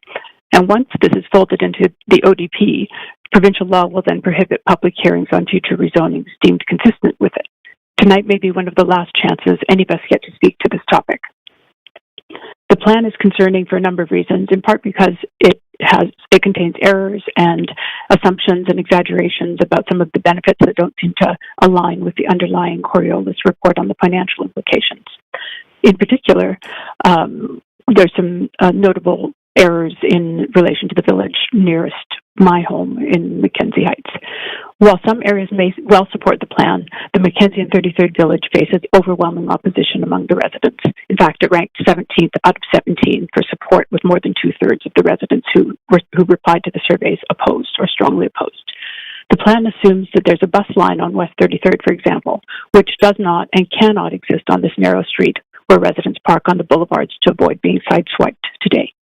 The High Street is oriented on the wrong axis on the plan, naming 33rd as the High Street rather than Mackenzie where it currently sits. These aren't small errors. They raise serious concerns about the accuracy of this report and read as though the writers didn't visit or understand the areas that they were upzoning. And by the way, we already do have a village of our own, as evidenced by a number of the people who've already spoken tonight and many more who are yet to speak. We are here to voice our concerns. The lack of understanding displayed in our village is also potentially repeated in other parts of this plan. And it seems as though this is a bit of a template, as a recent publication noted, of plans that have been workshopped in other cities in North America and part of a Silicon Valley funded abundance network that's pushing this playbook in other cities where public hearings are being stripped away and mass upzoning is happening. So that is another concern to note. Any villages to be developed, if this plan does go forward, should be done in a staged and piloted way and should focus on the areas that don't currently have easy access to amenities as priorities. These Mackenzie McDonald villages are in areas that are surrounded by multiple existing organic, walkable villages. Perhaps effort should be concentrated in the areas where there's the greatest need and the greatest want, and this area has neither. It perpetuates an inequity as well, that the West Side residents will get more such assets while East Side residents don't have enough. And the villages that are developed should include parks and community amenities and schools, not just profit centers for developers who will get automatic upzoning with no matching community benefits required of them. Further to that, the existing tree canopy that is crucial during heat domes like the current one in Europe is at risk and needs vigilance to preserve, as other speakers have noted. Rather than reducing the west side canopy, the city should be investing in growing the east side canopy. If our city is to be unlivable because of this concrete overdevelopment and is too polluted, who will choose to live here? The existing mature tree canopy does more to scrub CO2 and particulates while providing shade than alternative solutions that are available. Lost in all of this is the affordability plus livability issue. And the last speaker just spoke to the livability kudos that we get. Building more small units in multiplexes and apartment buildings is not necessarily increasing affordability as we've seen to date. The numbers do not bear that out. As the Vancouver Tenants Union notes, trickle down doesn't work for housing. We can't build them at any price and then expect that they'll become magically affordable.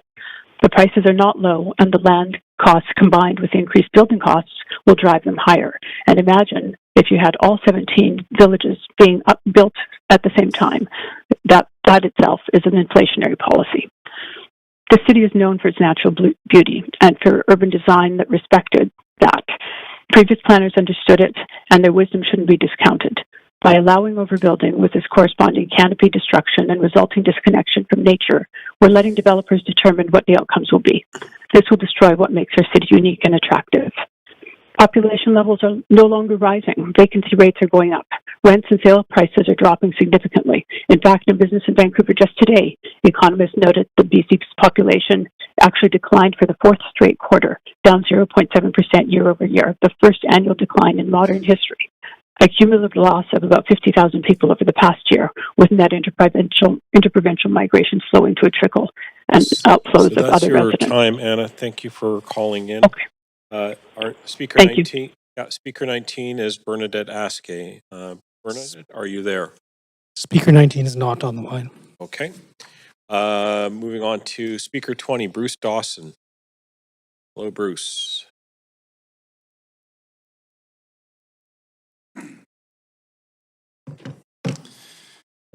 Good evening. Thank you for the opportunity to speak. And I'm here to speak in support of the Villages Plan. We are all very lucky to be able to live in Vancouver. It's a wonderful city, and as a previous speaker mentioned, was just ranked number 9 in most livable cities in the entire world, number 1 in North America. And we've been in that top 10 list almost every year for a long time. And that means that a lot of people want to move to Vancouver. Growth is going to happen.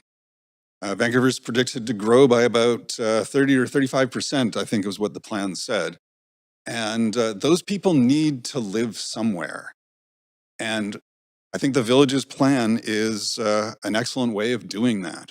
Because we can either welcome these people by zoning to allow more homes to be built, or we can try and push these people away.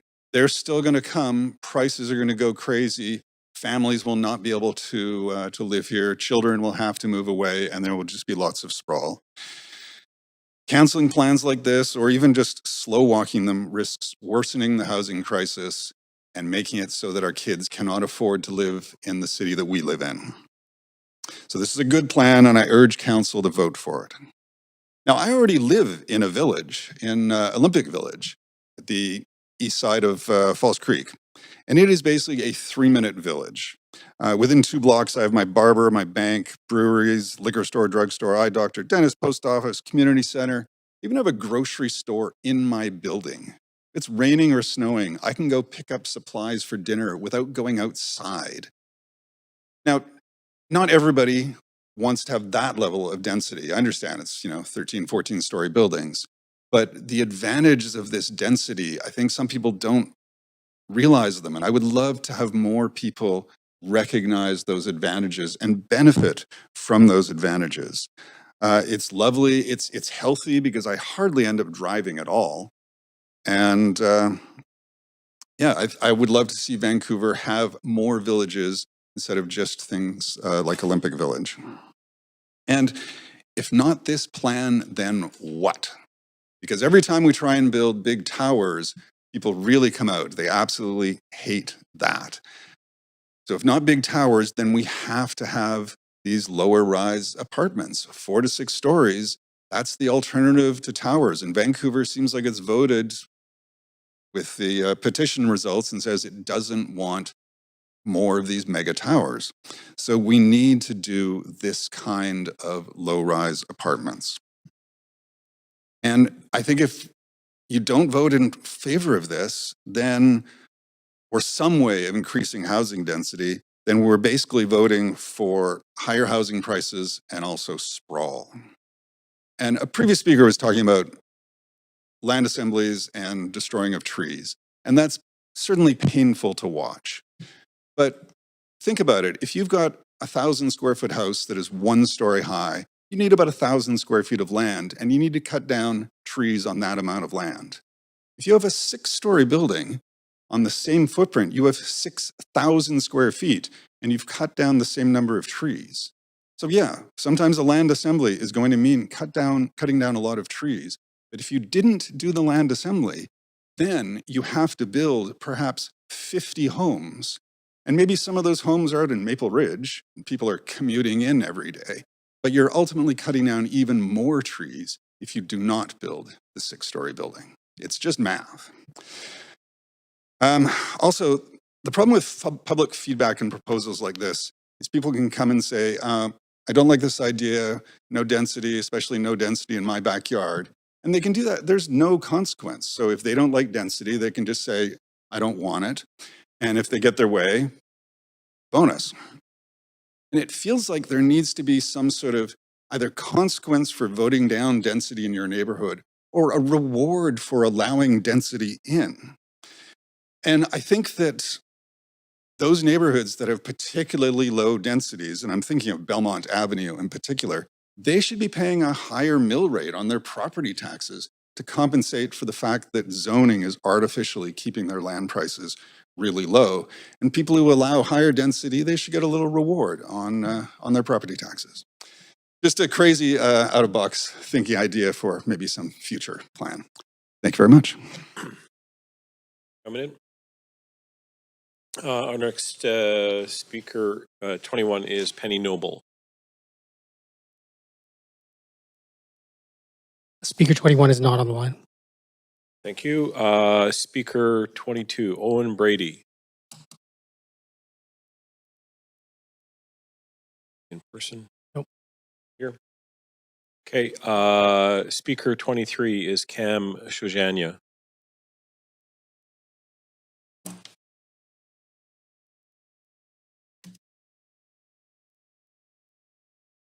Speaker number 23 is not on the line. Speaker 24, Margaret Elaine Stevens.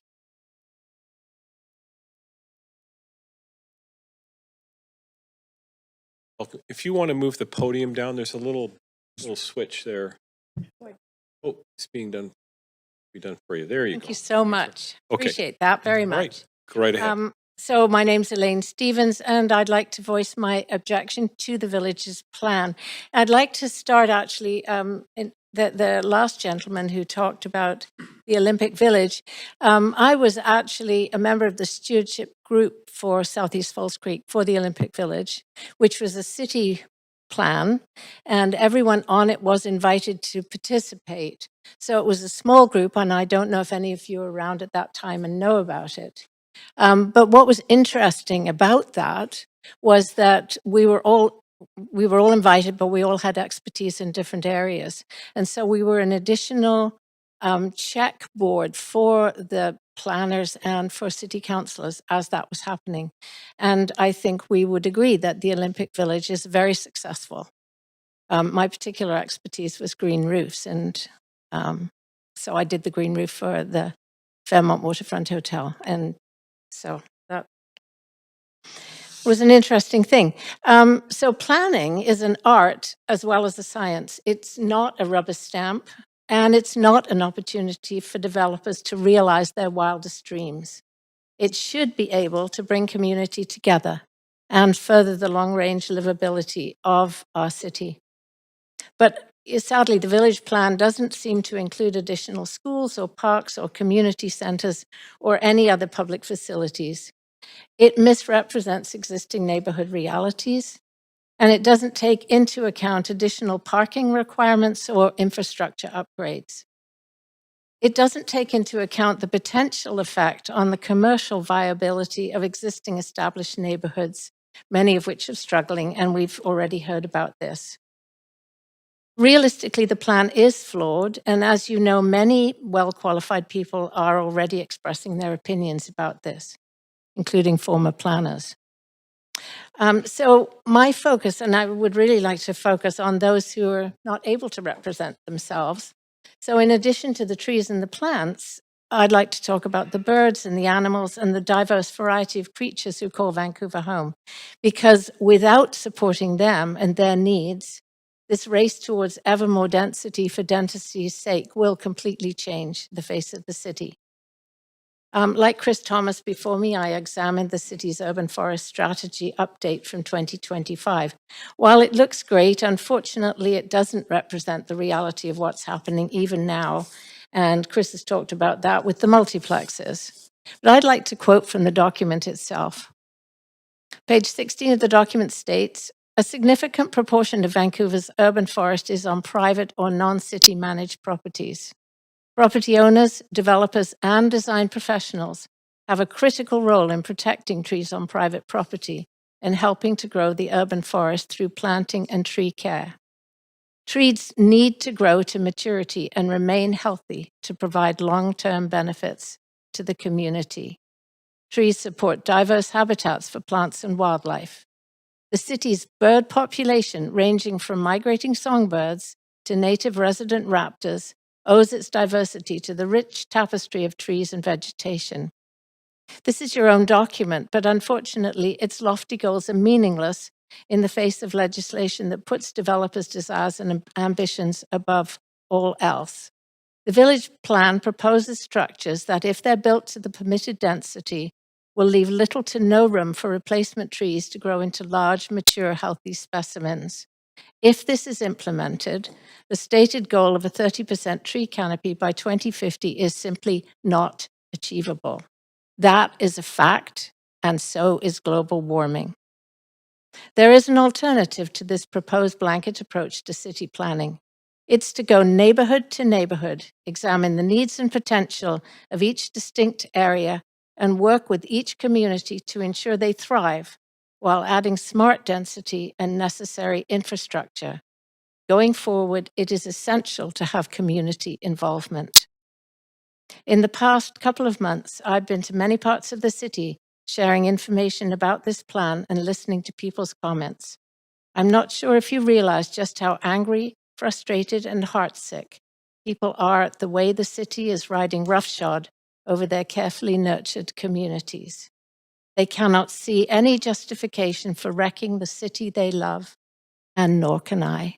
Thank you for your time. Thanks for coming in. So Speaker 21 is apparently on the line. Speaker 21, Penny Noble. Yeah. Hello, can you hear me? Yeah, go right ahead. Great, thank you. Yes, thank you for the opportunity. My name is Penny Noble, and I live exactly in one of the affected areas at 15th and McDonald. And I must say, I wish that I had learned anew as much as I've learned tonight before. Whoever it was said earlier, and I am opposed to the village concept as it is currently presented. When I first heard about it, I was quite excited. I thought this seemed like a great idea, but the more I learned, the more disenchanted I became. One of the problems, I think, is there's so much that's not understood about this, and there are so many unanswered questions. When the first information session took place online, probably close to a year ago now, I asked the question whether there would be any rentals, and I was told no, it will only be market condominiums. I'm since hearing that perhaps indeed there will be rentals. So it's really confusing to know what exactly is going to go on with this project. And I'm not going to repeat what many people before me have said, the tree canopies and various other things that have been brought up. I think I'd like to just maybe tell you my personal story. So I was lucky enough, my husband and I were lucky enough to buy a very small house, certainly not worth $3 million. Maybe the smallest house in Kitsilano, 969 square feet, just over 20 years ago. We have put all of our energies into renovating and restoring it to what it once was. It's well over 100 years old. It's far more than a house. It's a home. It's not a commodity. It's where we live. It's where he'll die. He's terminally ill, and I'm looking after him. Cost of caregiving in order to keep him at home, means that I've had to borrow heavily against my home. I had thought that I would build a laneway house once he's gone, and that I would live in that and rent out my main house as a way to pay back the debt that I've had to take on against my house. I was shocked when I learned that if this goes through, I and all my neighbors will have no choice of what to do with our house. Our home. We won't be able to build laneways. We won't be able to build secondary suites. We won't be able to even do multiplexes. This, to me, is the biggest flaw in this whole plan, is this removal of choice from people who have put years and years into their homes, as we have, and then to find out that really it becomes worth nothing, and our only option is to sell to a developer. And even are there developers out there that can afford to develop these days? So then who can you sell to? No one. And I really, from my perspective, there are many other things that are flawed about this plan, but I think that is one of the biggest sticking points for me. Also, in terms of retail, what kind of small local businesses will be able to afford to pay the rents on new construction? It will only be the Shoppers Drug Mart of the world. So I don't see how it's going to create that village feel with local small businesses, which we already have to a large extent in the area that I live in, and we're only a few blocks to Broadway. With the businesses that are left there, Simpatico just closed down because of the triple net rent and all the other things that make it very difficult for businesses to survive. Anyway, just to wrap up, I do want to thank you for the work that you've put into this, but I ask you please to reconsider, listen to what people have said, and please come at this from a different angle, because the way it is now, it's just not going to work. Thank you. Thanks for calling in. Speaker 23 is on the line, Cam Shajani. Are you there? Yes. Can you hear me? Yeah, go right ahead. Thank you. Thank you, Mayor and Council. My name is Kam Shajania, and I oppose this motion. I live and work in Vancouver. I work closely with medically complex and underserved people across the city. I'm here to urge you not to approve the village planning program. The first problem is scale and process. It's an extraordinary amount of change to push through in a single public hearing. For most residents and small businesses, this package is so large and technical, they cannot reasonably understand, let alone influence, what it will mean on their street. When you compress that level of change into one decision, you're not just reshaping land use, you're removing meaningful opportunities for neighborhoods to participate in future decisions that will affect their lives, health, and livelihoods.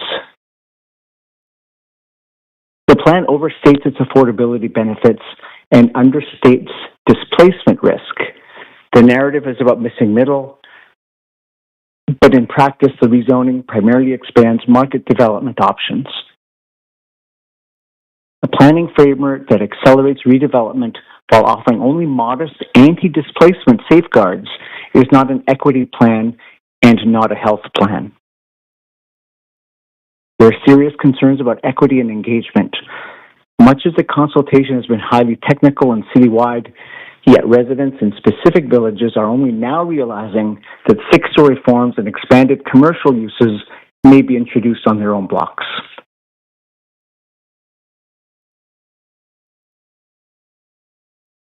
Trusting that some degree of affordability will emerge on its own, that's not going to happen.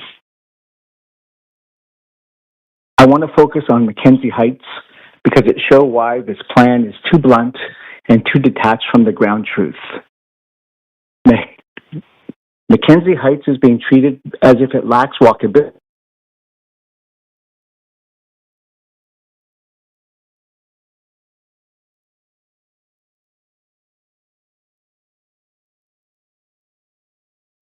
Looks like we may have lost that.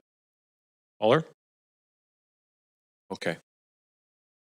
We'll move on to our next speaker. Speaker 25 is Carol Volkert.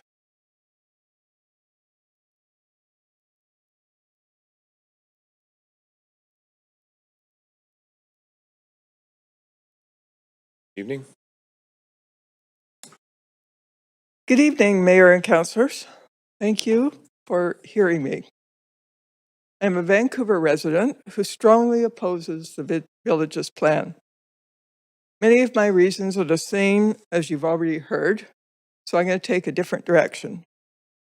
Since I don't live in a village area, I will focus on an aspect that directly affects me, and that's the impact of the Village's plan on nearby retail. Since the 1970s, I have lived within a 5-minute walk of Dunbar Street. It used to be a thriving street full of small businesses, catering to a wide variety of residents' needs. Besides a grocery store, a drugstore, and many bank branches, there were smaller businesses, selling everything from kids' toys to sewing goods to secondhand books to bicycles and booze. You could get your shoes, vacuums, and even cars repaired on Dunbar. There were many family-run restaurants and coffee shops.